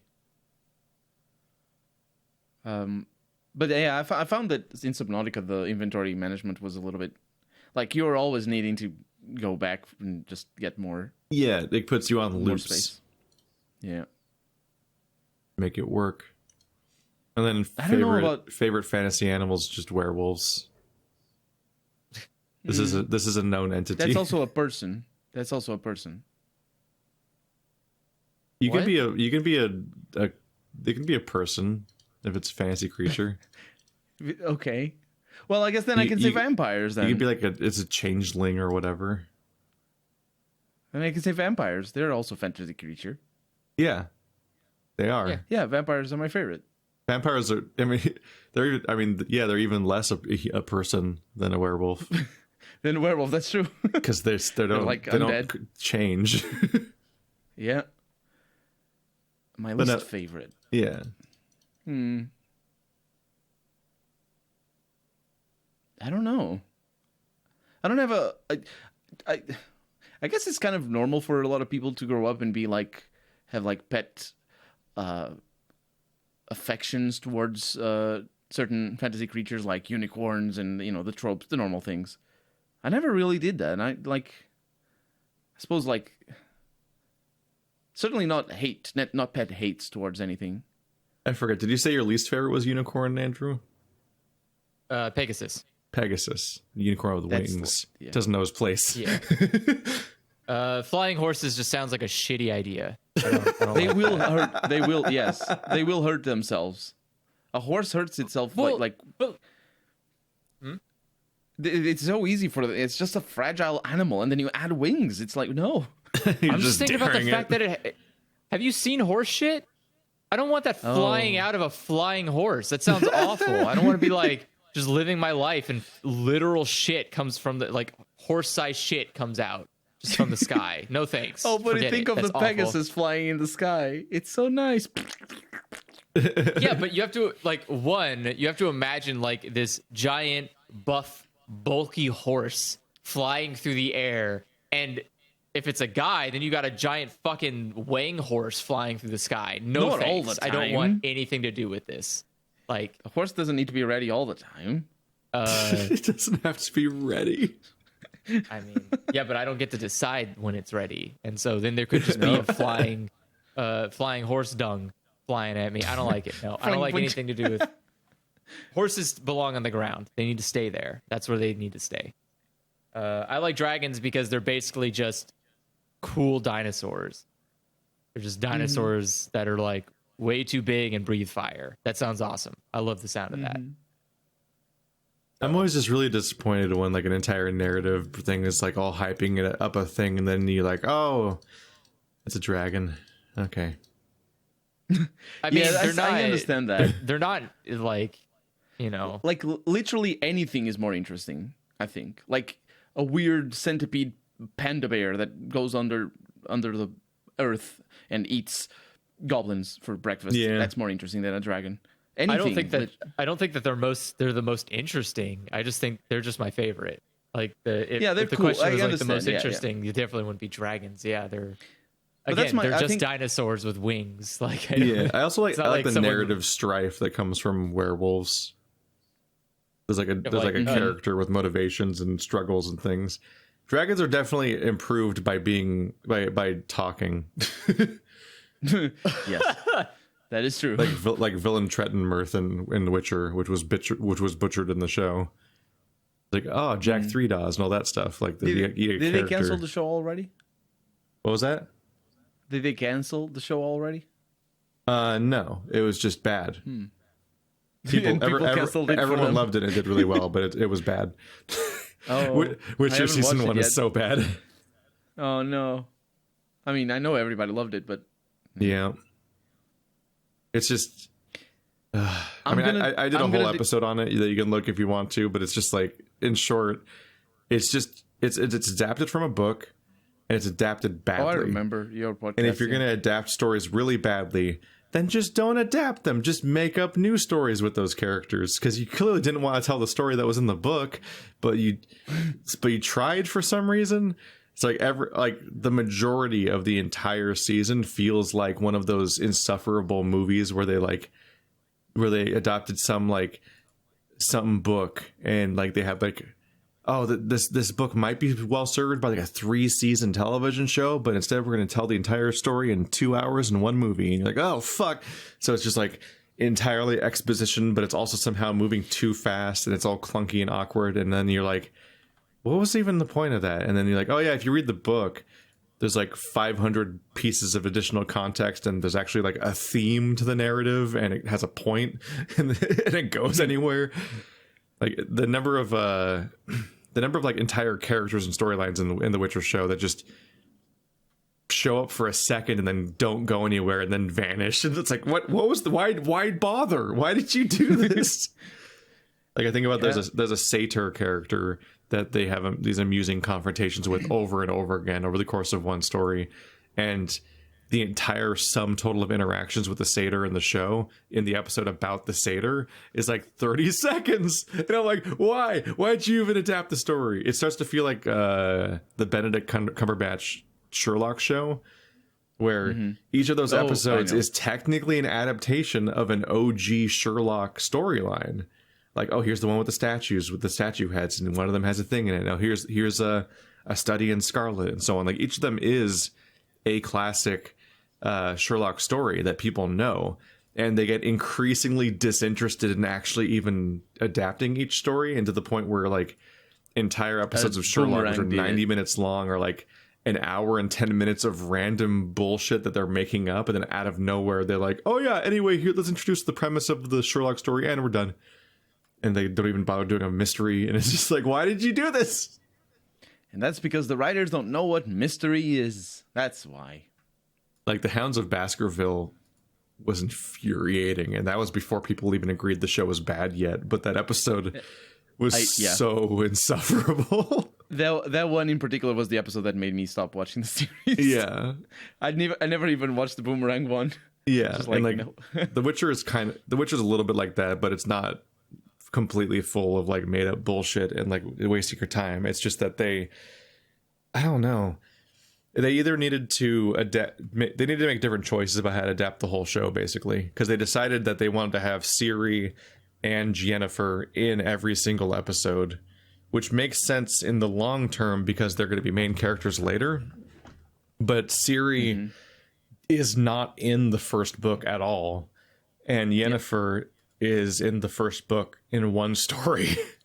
So it's like, how do we incorporate them? It's like, okay, we'll tell the backstory of Ciri and the backstory of Yennefer, even though the timelines don't line up between the three characters, and we'll just be skipping between them randomly every episode. So every episode, a whole chunk of it is lost to Ciri, and a whole chunk of it's lost to Yennefer. So suddenly the fact that they have a whole hour to adapt it, what is technically still a short story each time, because each like The Last Wish is the season they adapted, and The Last Wish is like a series of like 10 different short stories, basically, that collectively are like a 300-page novel. So you could you could probably adapt each one into a 1 hour episode if you didn't insist on incorporating Dandelion and Yennefer and Ciri into stories they're not in, to like eat up the episode until you don't have any left for the actual thing you're adapting. That feels like such an easy decision to fix, though. Like I obviously didn't watch the show, so I can't speak specific about the details. But like, obviously, I remember you watching your podcast about that. But the thing is, like, if an hour-long show or an hour-long episode gets taken up by even 20 minutes is already a lot. But from what you say, some episodes get like only get like 40 minutes taken out because of that backstory. All they had to do was just like, if they wanted her or them, in fact, Ciri and Yennefer, if they wanted them to be in all episodes, just add like little scenes here and there at the beginning, or like some tidbits, and then make an episode halfway through the series where you tell their story instead of being like that. Because it, I think little, and that does kind of happen. That weirdly enough, like there is kind of like I think there is like a Yennefer only episode. And at that point, you're like, why aren't there Geralt only episodes? Like, why don't you just tell all of Ciri's story in like 2 episodes of the season, and those are standalone episodes, and same thing for Ciri, for Yennefer. Look at how Game of Thrones did it with the White Walkers. Like little tidbits here and there, and like, oh, the White Walkers, what's that? If they insisted on having them take up part of every episode, then what they needed to do is just adapt half as many Geralt episodes. Like, or half as many stories. Also, just split each of them into 2 episodes so that you can finish telling each story instead of rushing every single one. Because like the Satyr story was a casualty beat. Oh my god, the villain Trettenmirth story was nothing. It's one of the most memorable and interesting stories in the entire book, and it's just none of it made it into the show at all. They skipped almost every possible element of it. Entire characters were thrown out the window. Is that the second book? An entire character that just like shat himself and died. No, it's all in The Last Wish, which is the first book, the first short story the first book. Yeah, I don't remember that story. It's the dragon one where they're all grouping up to go fight a dragon. Oh wait, actually, yeah. Maybe Villain Trettenmirth is in Blood of Elves. It's been a while as well, so I might have forgotten. Yeah, that's the other thing, is that they skipped a bunch of stories. So that, I think they did adapt stories from both of the first 2 seasons or first 2 books. Because Geralt knows Yennefer at that point, because she's in the story. Yeah, because the Yennefer only shows up at the very last story of the Last Wish. Because the Last Wish is about her. And he already at that point he already knows her. Yeah, so maybe that was from the second book. I've only read the first 2 books so far. I want to get through them, but it's just so much stuff. I just finished House of Leaves. Congratulations. Yeah. But yeah, in the show, it's just so noticeable how much better the show is every time the other characters are in the same plot line. Like, there's a marked increase in quality when it's like, oh, Yennefer and Geralt are together in this story, like The Last Wish. Like, once they're doing The Last Wish, you're like, oh, wow, they have almost the entire episode dedicate just to the actual plot they're adapting, because Yennefer's not somewhere else telling a separate story. She's in this story. You're like, oh, suddenly it's like one of the best episodes. I wonder why. So hopefully the show gets noticeably better the moment they stop adapting short stories that they have to force unrelated footage into. Or they pull a Game of Thrones, and when they stop adapting is when it really gets bad. Oh, they're not going to run out of stuff to adapt. Fair. There are... What am I looking at over here? 1, 2, 3, 4, 5, 6, 7. There's 8 Witcher books so far. Yeah, there's a lot of them, yeah. And right now they're doing the piecemeal, we can skip around and adapt whatever we feel like part, where it's the short stories, but it becomes linear story later. There's a saga of 5 books that are all end to end with each other. And then the most recent book is like a sidequel, is what he called it, because it can't take place after the original 5 books, so it has to take place in parallel with it. So he started a new saga that is other adventures of Geralt that happened in parallel, apparently. I guess during various time skips or something. I'm going to declare that there are no bad mythological creatures. Including the dragons. Including they're the all dragons. made up. No, they're all good. It's all good. It's all interesting. No matter how, like, you can have, think of all the interesting moments in tabletop role-playing games that you have with a literal jelly, which is the most bland of creatures that's just, like, it's nothing. And then you can have nice, interesting moments. It's just, yeah, all fantasy creatures are good. Except geese. If they are fantasy, they're bad. And what is the most interesting incorporation of these creatures in media to you? Oh, that was also part of the question? Yep.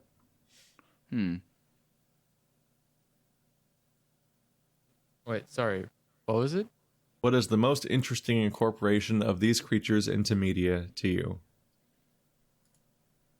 I don't really know what to... Oh. I would say... I mean, the entirety of Bloodborne is a werewolf game, so I guess I win. Not almost everybody, but a significant percentage of the entire lore and enemies are all werewolf variants until it becomes Lovecraft. I would say I love the idea that multiple different parts of the world at different parts of time had some kind of mythology for dragons. And mostly it was about... I was going to say that's mostly because the name gets shared around a lot. Because dragon just means like a big serpent. Yeah, it just means it's like a giant lizard. So even Leviathan is a dragon, like canonically speaking. Yeah, but I like the idea that... Well, when I say Leviathan, I mean like deep sea Leviathans, like nightmare sharks and shit. Mm-hmm. Which means like a megalodon. Like the Reaper Leviathan. I don't know. I like that they're consistently a pain in the ass. Just no matter when or where they are, dragons are always just a problem for somebody. They do suffer from the ninja rule, though, where if there's more than one, they get way less durable. Yeah, it also like apparently dragons aren't good company with each other usually. They're always alone. Which I think is funny. I like the idea that a dragon just has no interest in social situations. So like people show up to kill it and it's alone and it's like just wants to sit on its pile and be a Cumberbatch. Yeah. It has no interest in the human world, but humans for some reason have a huge interest in getting rid of dragons. Smaug. It's like, all right. Well, they got gold. Yeah, but like you gotta get the gold, also get Andrew. Gold. Like that's not. Yeah, but there's like way better ways to get gold than fighting a dragon. Fighting a dragon seems like the least efficient way to get gold. The dragons are pretty chill in Zelda. I like the dragons. I like the dragons. I guess. Yeah, I like chill dragons. I like the dragons in Shadowrun. Well, like Puff? You like Puff the Magic Dragon? I've never watched the movie. No, I've never watched a lot of movies. It's a song. Oh, Or a children's book too. I think it's also a children's book. Yeah, I don't know. I'm gonna say vampires I think is easy it's because it's you were gonna. What do you think of vampires? Which is the best adaptation? Breaking Dawn Part 2. Oh my god. I like the part where they rip each other's heads off a lot. Isn't that in Twilight? Yeah. I think That's my favorite Breaking Dawn is a Twilight book. Oh, right. I think my favorite media incarnation of vampires is Count Chocula.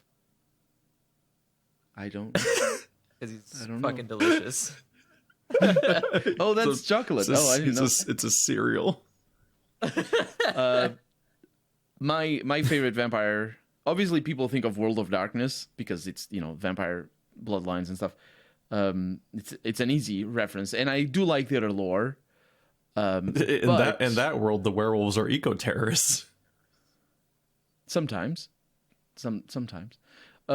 But my favorite adaptation of vampires, and it's like a really original as well, it's like it doesn't go after tropes or anything, is the Legacy of Kain series. Also known as by their other name, which is Soul Reaver. Soul Reaver 1 and 2, and then Legacy of Kain Soul Reaver Defiance is the last game. Yeah, first it's Legacy of Kain, and then there's Legacy of Kain Soul Reaver, and then there's Soul Reaver games.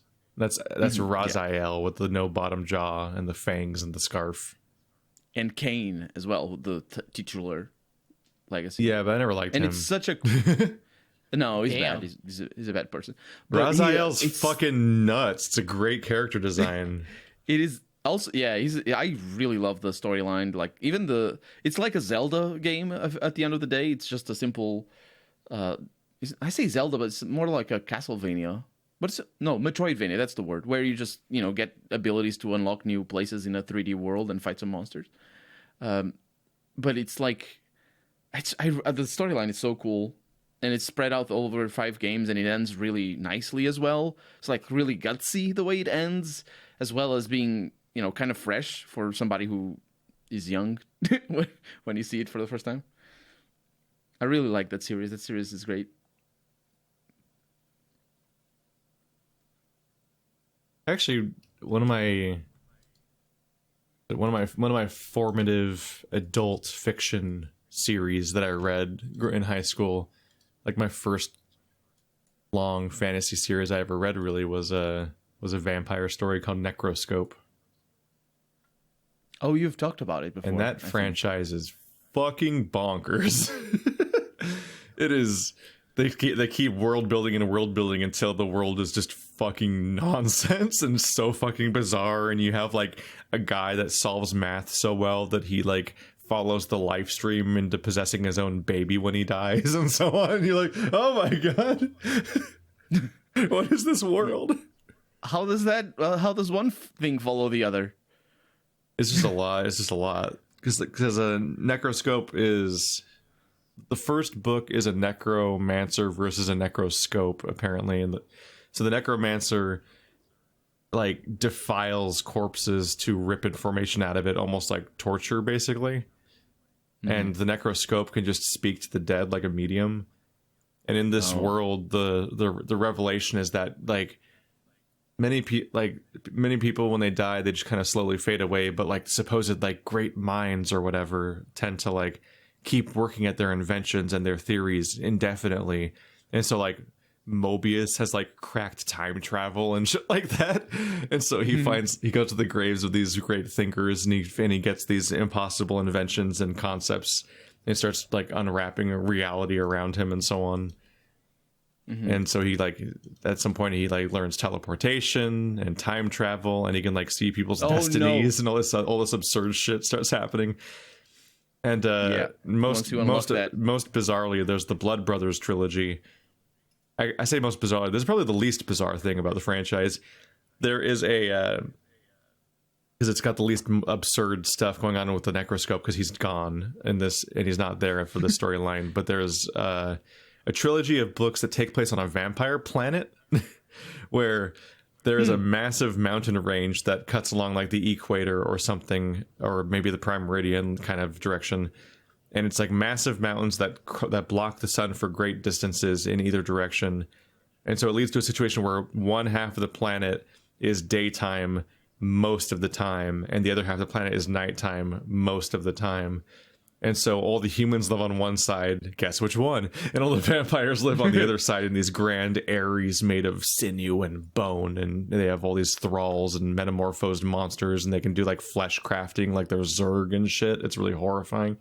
And that sounds pretty cool, actually. and so like the humans live their regular lives, and like they like, you know, they have multiple days over the course of one day where they'll like sleep and get back up and all that because the days are so long.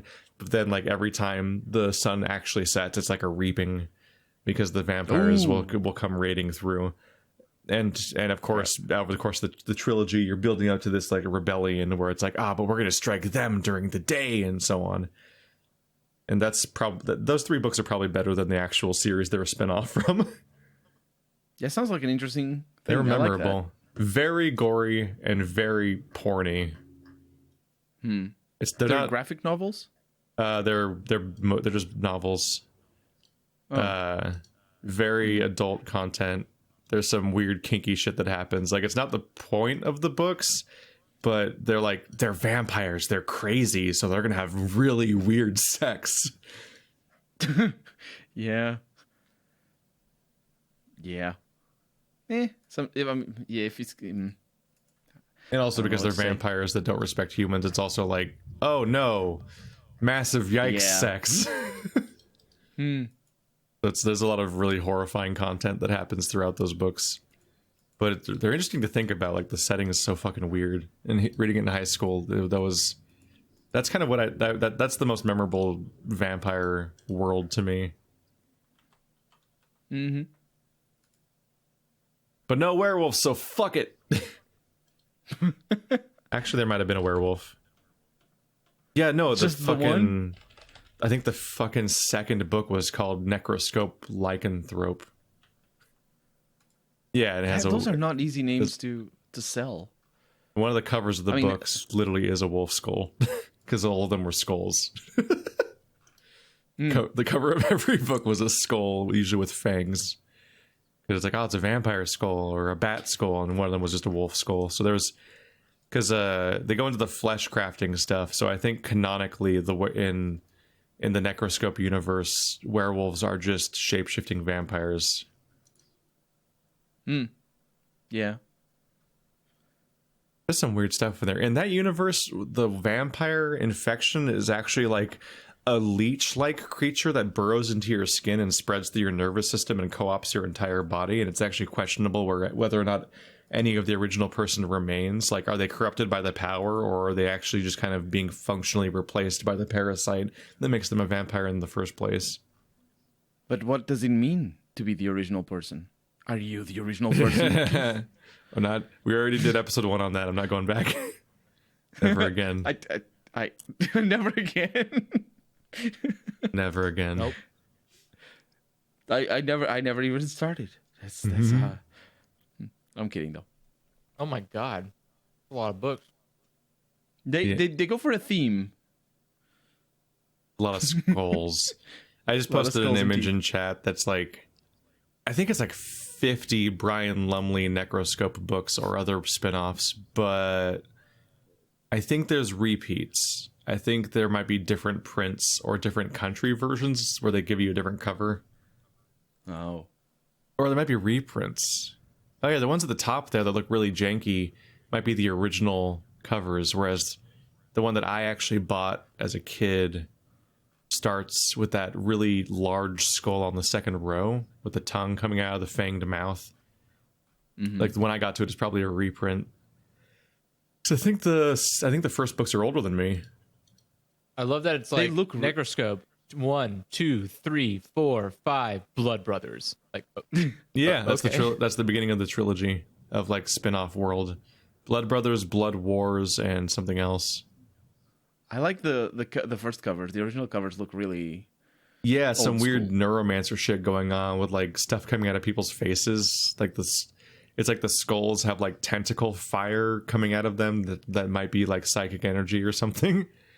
Yeah, there's a lot to take in with these covers. I They're really just like a lot. that art style. That art style is it's not done anymore much because like it's really difficult to pull that off properly. Yeah, It's a little bit. It's once you know how to do it, it's the same thing over and over again. But it's difficult because it takes a lot of time, especially because back then it wasn't computer doing it, so doing it all with the colors, it looks really cool. Oh yeah, the trilogy, the Vampire World trilogy, is Blood Brothers, The Last Airy, and Blood Wars. Before that, I guess there was a 5-book series that was like the proper Necroscope like saga, and then there's the Vampire World trilogy, and then there's like 10 more books, most of which are called Necroscope, but are not from the Necroscope like original story. It's just the universe or something. This seems like a book series that would probably be better in like a collection. There's 18 books. The thing is, it's enormous books though. They're big, yes. They're very long books. Oh god, they're long books. Speaking of which, on the House of Leaves topic that I've never actually discussed really, but like I looked into the fucking author of that book because I was curious what other stuff he'd been writing in the meantime. Because the final page, not even the final page, the like inside back cover of a House of Leaves just says "The Familiar," and that's it. I'm like, what the fuck's? I assume that's his book. Must have made The Familiar.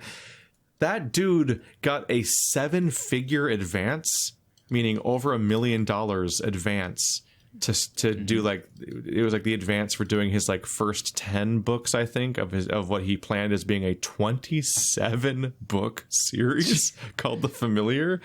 And I looked up on Amazon the first 5 volumes of Familiar, and each of them is 880 pages long. That's He did 5 books and called that season 1, and he was putting them out every 3 months, which is holy fuck. I guess they good books, I guess though, the series was put on that hiatus / was canceled maybe because of a lack of readership. Oh, after 5 books. But I'm like, how the fuck are you gonna put advance, out almost though. 1,000 pages every 3 months? Who are you, Stephen King? You're just like, that's one draft is good enough. Just puke it out as 2,000 page book and shit. Yeah, that sounds like what's happening. There's no way you can write. There's no Stephen way you King can just write and then have diarrheas. edited. I would be curious though if you took the actual word count of legible text in those books and then formatted it like a human does, how long those books would be, because that's the part of the thing with like House of Cards is he gets playful with the formatting, and so there are literally pages that have like a couple words on them. You mean House of Leaves as well, by the way? What's that? You said House of Cards. Oh, House of Leaves, yeah. Yeah. House of Leaves gets playful with the formatting, so I like the thing I read it was like I think the book I read was like 650 pages long, but it's probably 300 or 400 pages long, maybe. I don't know. There's some really playfully. There are solid ass pages that are very full of text and entire chapters that are just that, and then there's weird shit parts that you just start page turning and you're like, wow, in this one sitting I got through 100 pages.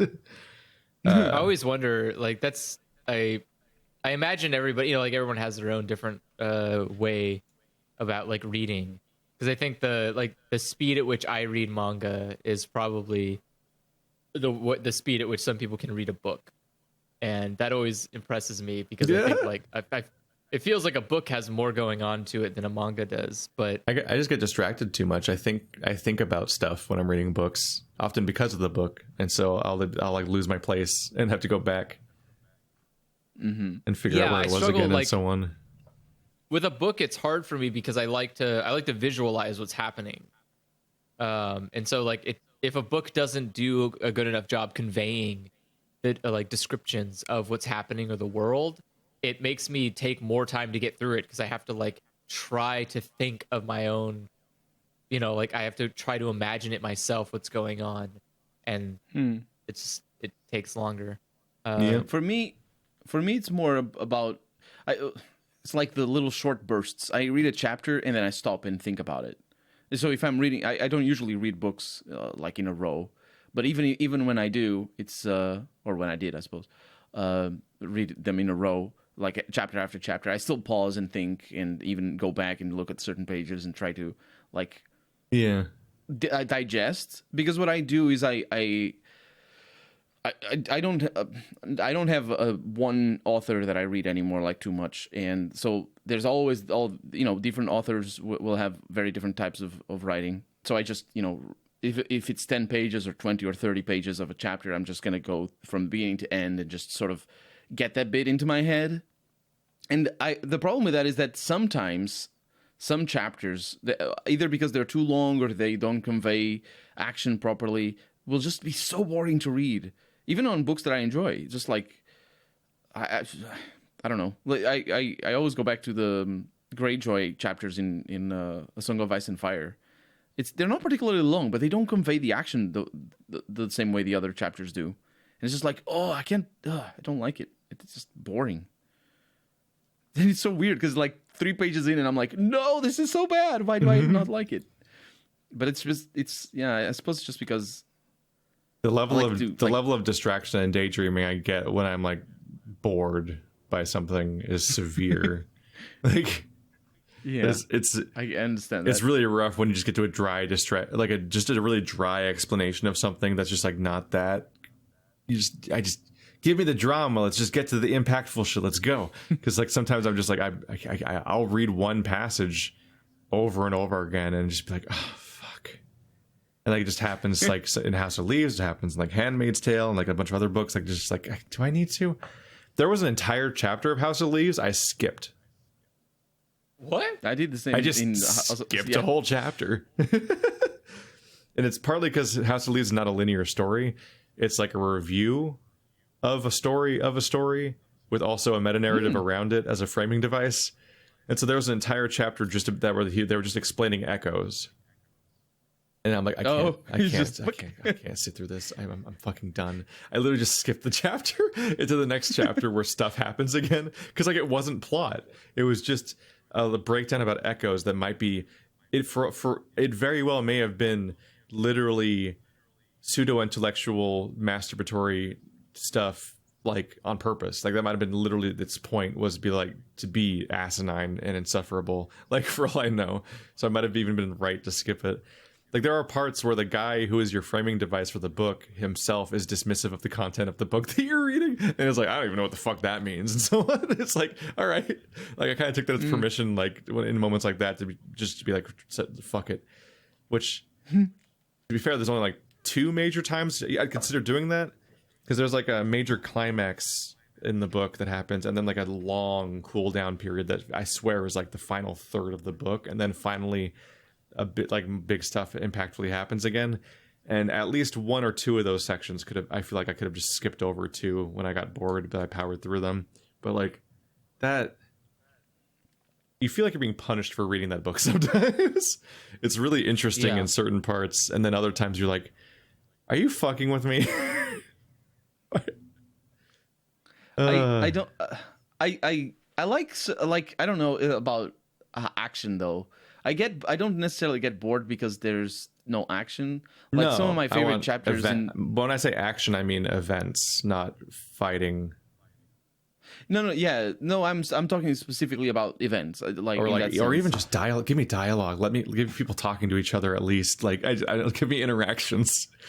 Like some of my chapters in the Lord of the Rings, or not necessarily my favorite chapters, but some of my most memorable chapters in Lord of the Rings are the ones where barely anything happened. Yeah. The one. But imagine every other chapter of Lord of the Rings being a fucking literary paper about Lord of the Rings. I know. I understand what you mean. It's like, it's just that I think sometimes something can be just beautiful. The problem is by the way you're describing it, it isn't beautiful. The one about echoes or whatever. Something can not have any action whatsoever, or not any events. But if it's done right, if it's written right, it can convey an interesting. Yeah, no, I love just characters hanging out and stuff. Yeah, for me, the what is it called? The city of the elves, where Arwen lives, where they go in the first book. Sorry? What did you say? I'm sorry. I don't remember the name of the city of the elves. Oh my god! It sounded like like Andrew said something, but I couldn't tell what he said at all. I couldn't tell either. Yeah. No, I was thinking of something else. I like started saying it, but then I realized I was wrong. I keep thinking of Rivellon, but it isn't Rivellon. Either way, that chapter, the first chapter where that city shows up in The Lord of the Rings, is very descriptive. It tells about the architecture and what's going on in the history, and it's really cool. I really enjoy it, and it's just because it's magic and it's fantastic. It's the elves and all that. But then, for example, the chapter of the Ents, which I think a lot of people think to be a bad chapter, the tree Ents. Lindon. Sorry. No, Linden is in the. Linden. Yeah, Linden is Silmarillion. That's in a different place. It's. Oh, that's the westernmost elven land. Yeah, that's not in the Lord of the Rings. Linden, I think, is even a country rather than a town. The point is the tree ants. A bunch of things happen, and there's a bunch of dialogue.